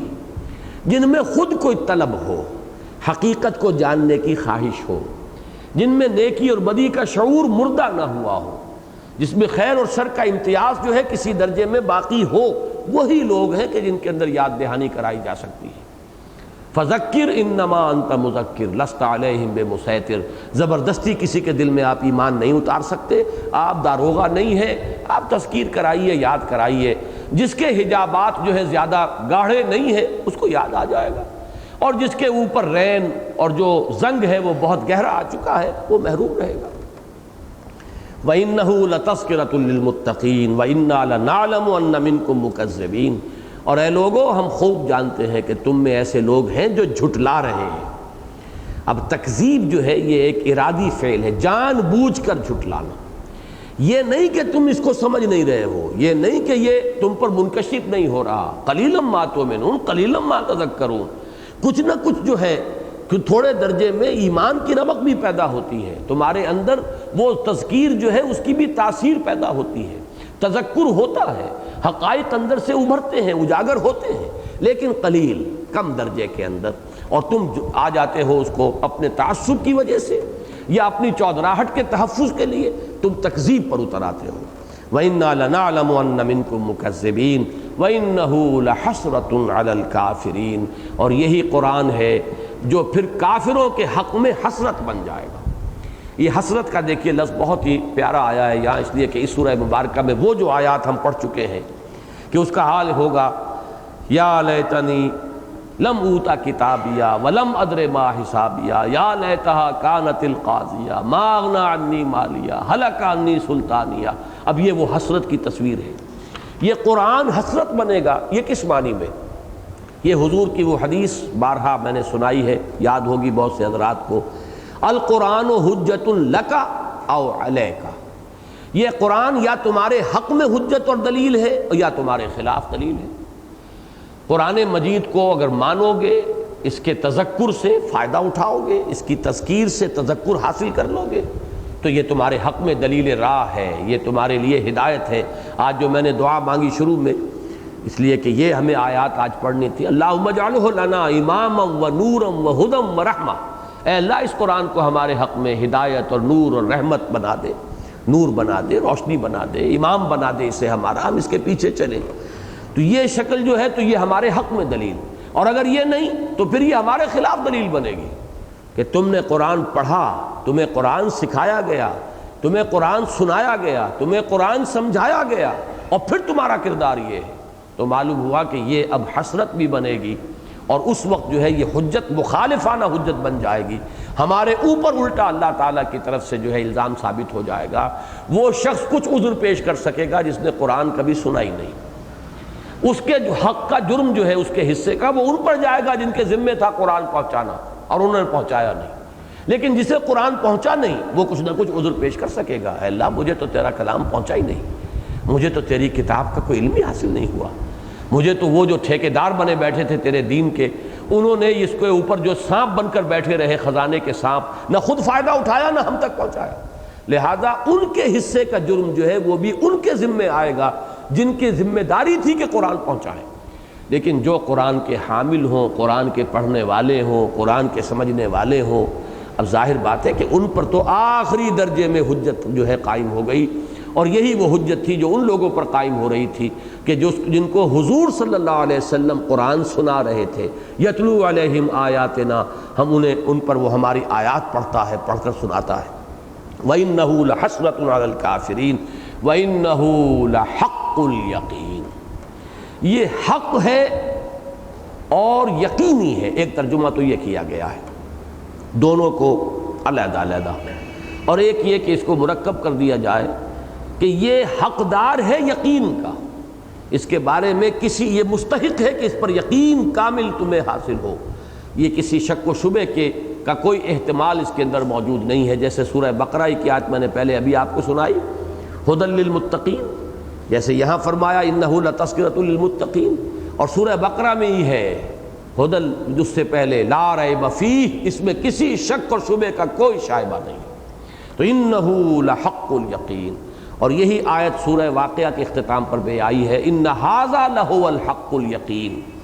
آخری آیت جو ہے وہ دونوں صورتوں کی بالکل مشترک ہے، فسبح باسم ربک العظیم، اس میں خطاب حضور سے ہے، یا حضور ہی کے نقش قدم پر، حضور ہی کے عکس کے حیثیت سے